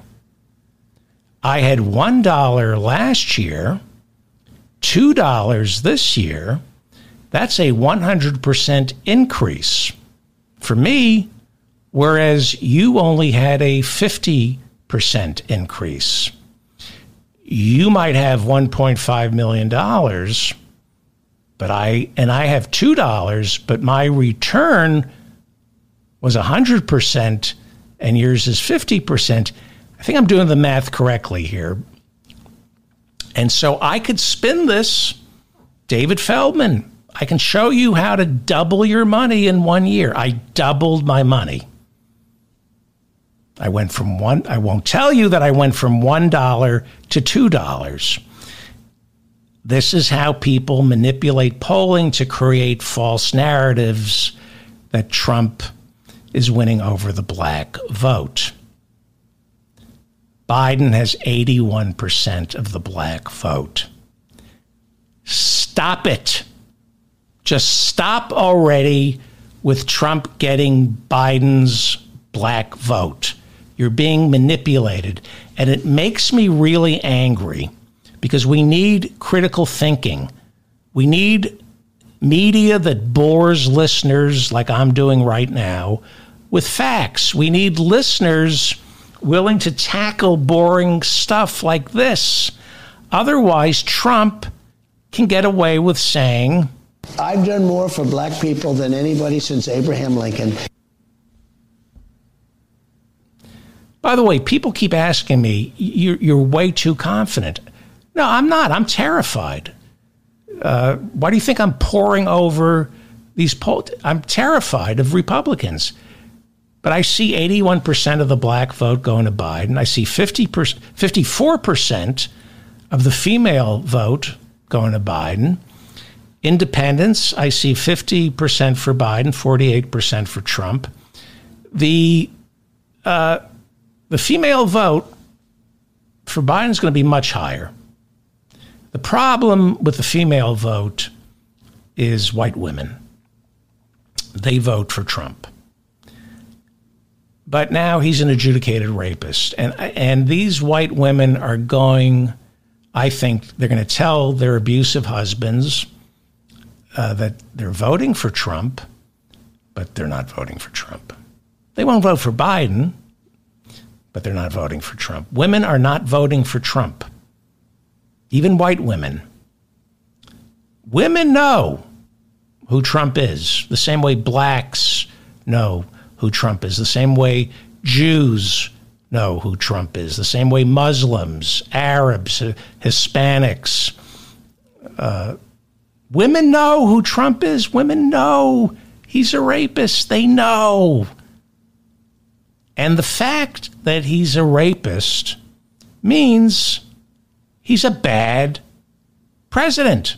He was a bad president, and he would be an even worse president because he's a rapist. Character counts. Are you going to trust an adjudicated rapist, a convicted felon, with top secret classified material? He gets classified material in the Oval Office. You're going to trust him with that, especially since he's already been indicted for mishandling those national secrets? He is not winning. Okay? Tell me another lie, Donald Trump. We were energy independent for the first time ever, and now we're begging Venezuela for oil. That's a lie. May 2nd, 2023, from Forbes. This is the magazine Trump is obsessed with. To Trump, Forbes that's where he gets his information. We learned that during the civil fraud trial, he constantly lied to Forbes. He ordered Michael Cohen and his CFO, Alan Weisselberg, to lie to Forbes about his wealth. Headline from Forbes, U.S. energy independence soars to highest level in over 70 years under Biden. Not that this is a good thing. It's bad for the planet. This is from Forbes. Last month, the EIA, I believe that's the Energy Information Administration, released data showing energy production and consumption numbers for all of 2022. You can see all the data here. In 2022, U.S. net energy exports grew to 5.94 quads which is the highest number on record. Total U.S. energy production was also the highest on record. Overall, the U.S. produced 2.5% more energy in 2022 than we consumed. By comparison, in 2005, the U.S. consumed 44% more energy than we produced. We are energy independent. Okay? You know what? It's time for some projection. How about a little projection, please? And these are bad people. These are, in many cases, I believe, sick people. Yes. Okay. Thank you for that projection. A little more projection, please. And we have a president and a group of fascists. Biden's a fascist. Okay. Let's talk about your criminal conviction, please. Crime is rampant in New York, violent crime. That's what he's really supposed to be looking at. Crime is rampant in New York. That's what Alvin Bragg, the DA, should be looking at. Not going after corporate criminals, street criminals. That's what Alvin Bragg should be doing. And crime is rampant. He keeps telling us crime is rampant. Well, this is from one of your trusted sources, Donald Trump, Fox in New York. Donald Trump insists crime is rampant. This is from Fox News in New York, Fox 5. New York City officials announced city crime continues to trend downward. Okay. Crime is down in 5 out of the 7 major crime categories in the first quarter of 2024, according to the NYPD. Murder is down 7.2%. Rape is down 3.7% because Donald Trump moved to Florida. Burglary is down 13.8%. Grand larceny down 2%, and grand larceny auto is down 9.7% this first quarter of 2024 compared to the same time period in 2023. Transit crime also saw a drop, with crime on the subways down 23% in March, which officials attributed to the surge of close to 1,000 officers in the transit system. Okay, that's the truth. The truth about crime is violent crime spiked in 2020 when Donald Trump was president. It shot up about 30%. It's been coming down ever since Joe Biden became president. This is just a fact. And New York is one of the least violent big cities in America. This is just a fact. That's according to the Justice Department and the CDC. New York City is safer than Florida, and New York City is safer than Miami. Okay? So crime has come down since 2022, right? It keeps coming down. This is from a blog called Economist Writing Every Day, and he's working off CDC statistics on violent crime, okay? Remember, in 2020, crime spiked under Trump, Mr. Law and Order, right? You'd think with a fascist promising law and order, the least he could do was bring crime down. It spiked under Trump. In 2022, it began to come down under Joe Biden. The myth that Republicans persist in spreading is that New York City was soft on crime, and that New York City is dangerous. Homicide rate in 2022, it's lower now, but this is 2022. Homicide rate in 2022 for New York City was 5.2 murders per 100,000. So look at this map. This is from the Economist Writing Every Day. Headline: Alabama's homicide rate is more than double New York City's. Okay? Look at this map. The lighter shade is any state that has a lower homicide rate than New York City. So very few states have a lower homicide rate than New York City. Most of the lighter shaded states are in the Northeast, And then there are a few sprinkled out in the West. But the darker shades mean higher homicide rates. So you see Louisiana, Mississippi, they have triple the homicide rate as New York City. Arkansas, Missouri, Tennessee, Alabama, Georgia, and South Carolina have more than double New York City's homicide rate. Texas, Florida, North Carolina, Kentucky, Indiana, all have higher homicide rates than New York City. And yes, Illinois' homicide rate is double that of New York City's. It is just a lie that New York's crime rate is rampant. Go ahead, liar. Everything you say is a lie. We had a DA who was a failed DA. Well, that failed DA, Alvin Bragg, just convicted your flabby cottage cheese ass. Doesn't sound like a failed DA to me. And quite frankly, the odds were stacked against Alvin Bragg. He bundled together a series of misdemeanors and turned them into felonies by convincing a jury. This wasn't easy. By convincing a jury that those misdemeanors added up to a much larger crime. Of the 4 criminal trials that Donald Trump is facing, this one was always going to be the hardest to nail a conviction. The other 3 are slam dunks. And by the way, I pointed this out before, all it took was one juror not to vote guilty, and you'd have a hung jury. And if there were a hung jury, there's no doubt Alvin Bragg would have decided not to retry this case. 22% of New York City voted for Donald Trump. If you vote, you get called for jury duty. 22% of the jury pool for this trial consisted of Trump voters. And all Todd Blanche, his attorney, needed was to get one juror. One juror. And he couldn't do that. They could have had a hung jury with just one.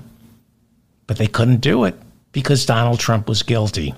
But please continue. This is a case where if they can do this to me, they can do this to anyone. Anyone who is guilty. They can do this to anyone who is guilty. Anyone who orders his lawyer, Michael Cohen, to pay Stormy Daniels hush money out of his own pocket, and then Donald Trump will reimburse Cohen more than double if Michael Cohen falsely bills Trump organization, charges the organization for non-existent legal services. That's forgery. That's falsifying business records, disguise hush money payments in order to deceive the American voter. It's a violation of campaign finance and election law. But most importantly, nobody thought Alvin Bragg was going to win this. It's a stretch. It's a stretch that they got these convictions. It really is, especially since 22% of the jury pool voted for Trump. Go ahead, liar. Now, I would have testified. I wanted to testify. But I didn't want to get charged with perjury. You never were going to testify. You're never going to testify. You're a liar. You'd be convicted of perjury. Now, I'm under a gag order, which nobody's ever been under. No presidential candidate's ever been under a gag order before.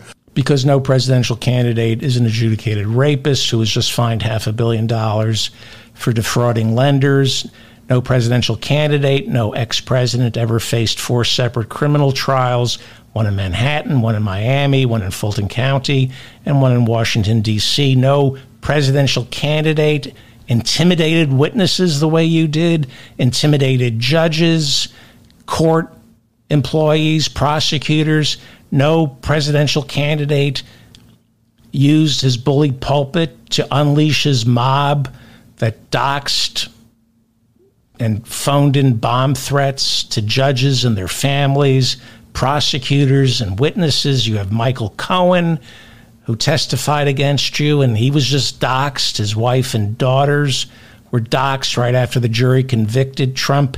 Trump is under a gag order because everyone who has tried to enforce the law, from Fani Willis to Judge Arthur Engoron in the civil fraud trial, to E. Jean Carroll, to special counsel Jack Smith, they have all required round-the-clock protection because of what Trump says.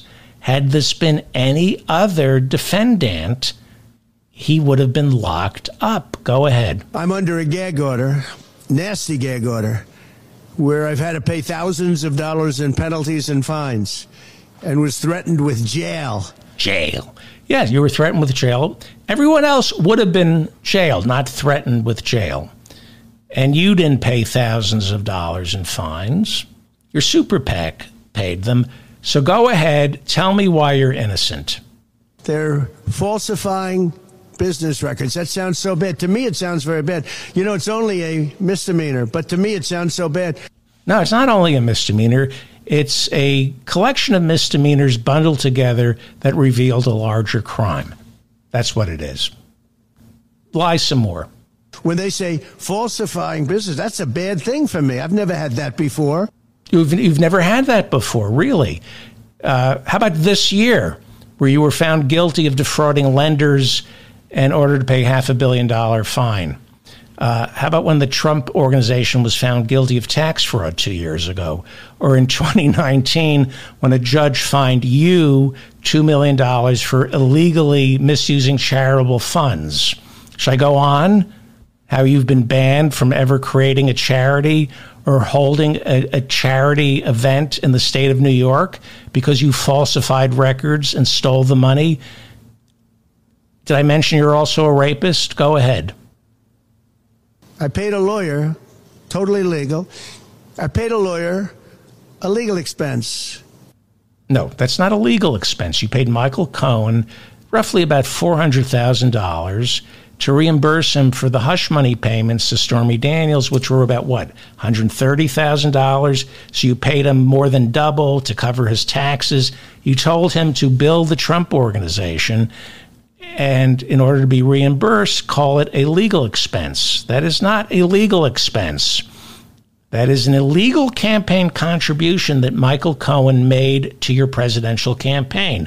The hush money payment was a contribution in kind. It's against the law.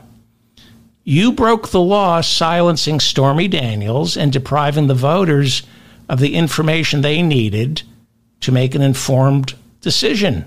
And you falsified business records. It's all against the law. But here's the great thing, Donald. It's prosecutorial discretion. It was a weak case. It wasn't that big a crime. And a lot of people thought you would win this.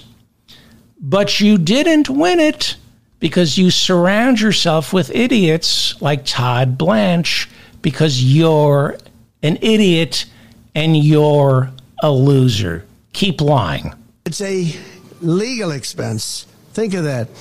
This is what the falsification of business records were. And I said, what else are you going to call it? A conviction. What else are you going to call it? A conviction. Call it a conviction. You've been convicted. With some, it was weak cheese. That's what a loser you are. Of the 4 criminal trials, you were supposed to win this, but you lost. And now this is the only trial until Election Day, which means heading into Election Day, you're a convicted felon. You always lose. You lost the E. Jean Carroll trial. You lost the civil fraud trial, this trial, the Trump University trial, the defrauding a charity trial. You lose. 6 bankruptcies. You're a loser. And you have no money. And your penis looks like a mushroom because it's covered in fungus. Okay. Now, this is what I've heard, and I don't know if it's true. There are a lot of people in New York City who claim to know things about Melania. Some people I trust, some people I don't trust. Some people just like to talk. But what we do know, is this marriage was always a business arrangement from day one. She knew exactly what she was getting into and who she was marrying.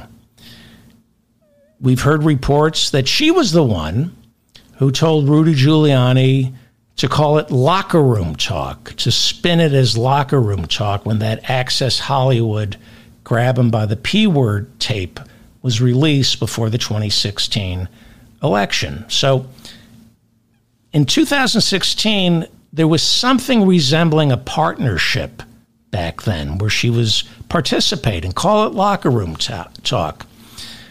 But by then, they were living separate lives, and she had renegotiated the prenup. She wants the money, and she understands the importance of the brand, keeping it shiny so she can get a bigger cut on her way out the door. And there was never any question that she would eventually leave or he'd kick her out. This hush money trial, however, this is what I'm hearing, is the nail in the coffin. This one really stung her. It's one thing for a husband to cheat, but he humiliated Melania publicly for the whole world to see.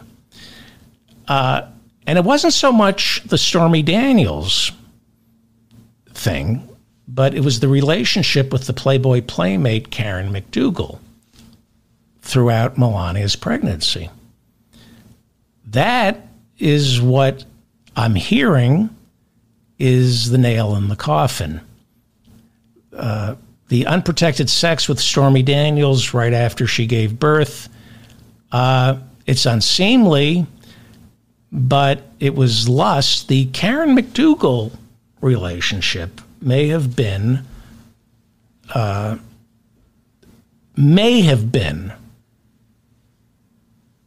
went on for almost a year while she was pregnant. That I've heard, and I don't know if this is true, that is what she considers to be the violation. Now, she doesn't care what the voters think. She's disgusted by the people who vote for Donald. She cares what her friends in Manhattan are saying about her. It's a tight-knit circle, and she's humiliated because Melania reinvented herself. But this trial sent her backwards. It exposed who she used to be. It reminded her of who she used to be. She went from a model who, let's just say, did her fair share of nude modeling, and there's nothing wrong with that. It's beautiful. But when she became Mrs. Donald Trump, and then she became the First Lady of the United States, she saw herself, and her friends certainly saw her, in a completely different light. But now this trial showed Trump sleeping with a porn star and a long-term affair with a Playboy playmate while Melania was pregnant. She feels, and I don't know if this is true, but she feels she's being lumped in with these women. That Donald sees her as no different from a porn star or a Playboy playmate, and she's humiliated and angry. I have heard she hates him. How could she not? And she's disgusted by him. And this is a problem, a political problem. She doesn't come to his court appearances, and she never shows up to his rallies. What you're going to start hearing now is, where's Melania? This is now being played. The prenup is being negotiated in public.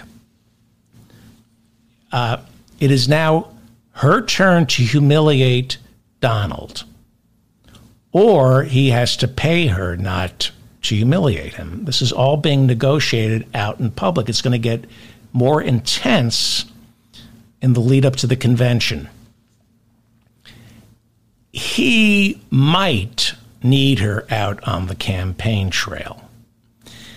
If she's not with him, it's going to look like what it is, that she's humiliated, the marriage is over, but Trump's pride and his campaign can't have that. Now, she has shown up for fundraisers because some of that money she thinks is hers, and she has recorded some messages urging people to donate because she figures some of that money is hers. She needs to be at the convention. She needs to travel with him. But he makes her skin crawl. How could he not? We are hearing that this relationship right now is just purely transactional. There's a pot of money from all the donors, and she wants her cut. This campaign is part of the divorce settlement. If you want me to stand next to you, it's going to cost you. How much are you willing to pay? This is a negotiation. Donald needs to get elected to stay out of prison and keep his creditors at bay. But one of those creditors is Melania. So here's what to pay attention to in the next couple of weeks. If we see Melania at the convention next month, if we start seeing Melania at any of these rallies, if we see her doing what political wives do, that means Trump is terrified. It means he buckled and paid her everything she demanded. It means he's terrified of losing the election and going to jail. And he would rather give her whatever he's got left in the way of cash so she doesn't humiliate him and she presents the lie that she's forgiven him. If we don't see Melania on the campaign trail, if she doesn't show up for the convention, that's a sign that Donald Trump is looking at polling and he believes he doesn't need her. The Republican convention is a little more than 4 weeks away. One of the reasons I believe Trump agreed to do the June 27th debate without an audience is because he couldn't get a guarantee that Melania would sit in the crowd. Part of the presidential debate ritual is the tableau of the loving wife and the family sitting in the audience and then coming up on stage after. Trump would have been the beneficiary on June 27th of an audience. I suspect Trump agreed not to have an audience for this debate so he could be spared the humiliation of Jill Biden being in the audience, but not Melania. So Trump needs to make a deal with Melania. That deal has to be finalized by July 15th. And for the next debate, I think it's in September, she needs to be with him when they fly into Milwaukee for the convention. Like I said, if she's not there, that's a sign of strength. That's Trump saying, I don't need anybody. If she shows up, that's weakness. Trump has shown his hand, and he's terrified of losing in November, as well he should be. Little gossip, not necessarily news, little conjecture, some things I've heard. But pay attention to whether or not she shows up at the convention. If she's at the convention, he is scared. He gave her everything.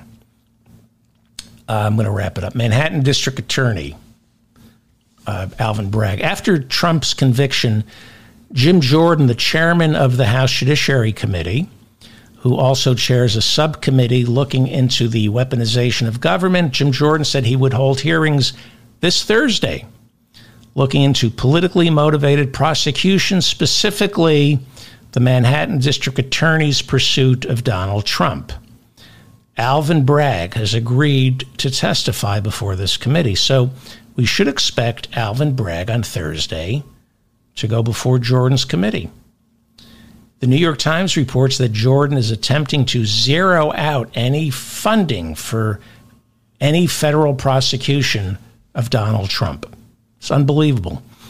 In September of last year, Jim Jordan wrote a letter to the Fulton County District Attorney, Fani Willis, demanding to know if any federal funds were used in preparing her RICO trial, charging Trump and 18 others with election interference.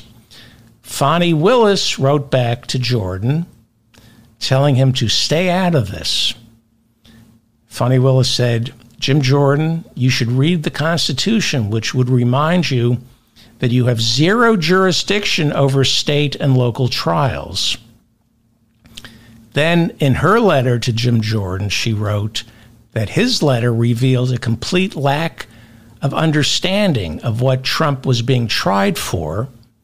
She then suggested, quote, you buy John Floyd's RICO book for the non-bar member price of $249. The non-bar member price. In case I forgot to tell you, the chairman of the House Judiciary Committee, Jim Jordan, went to law school but failed to pass the bar exam. And that was Fani Willis's way of reminding Jim Jordan that I, Fani Willis, passed the bar. My father, a former Black Panther, passed the bar. But you, Jim Jordan, the chairman of the House Judiciary Committee, couldn't pass the bar. So shut your effing mouth. I'm David Feldman, reminding you to stay strong and protect the weak.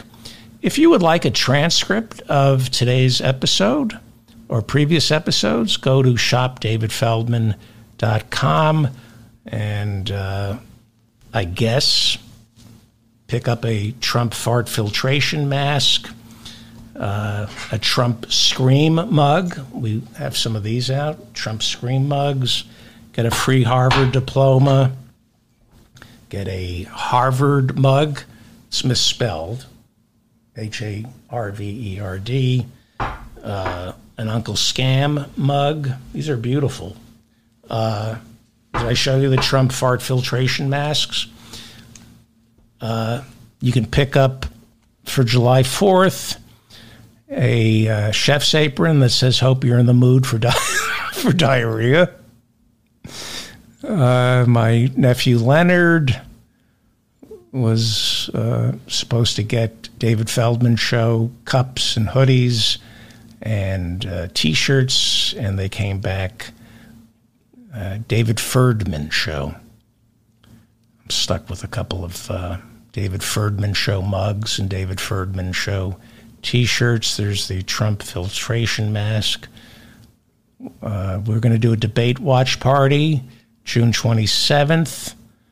I'll have more information as we get closer.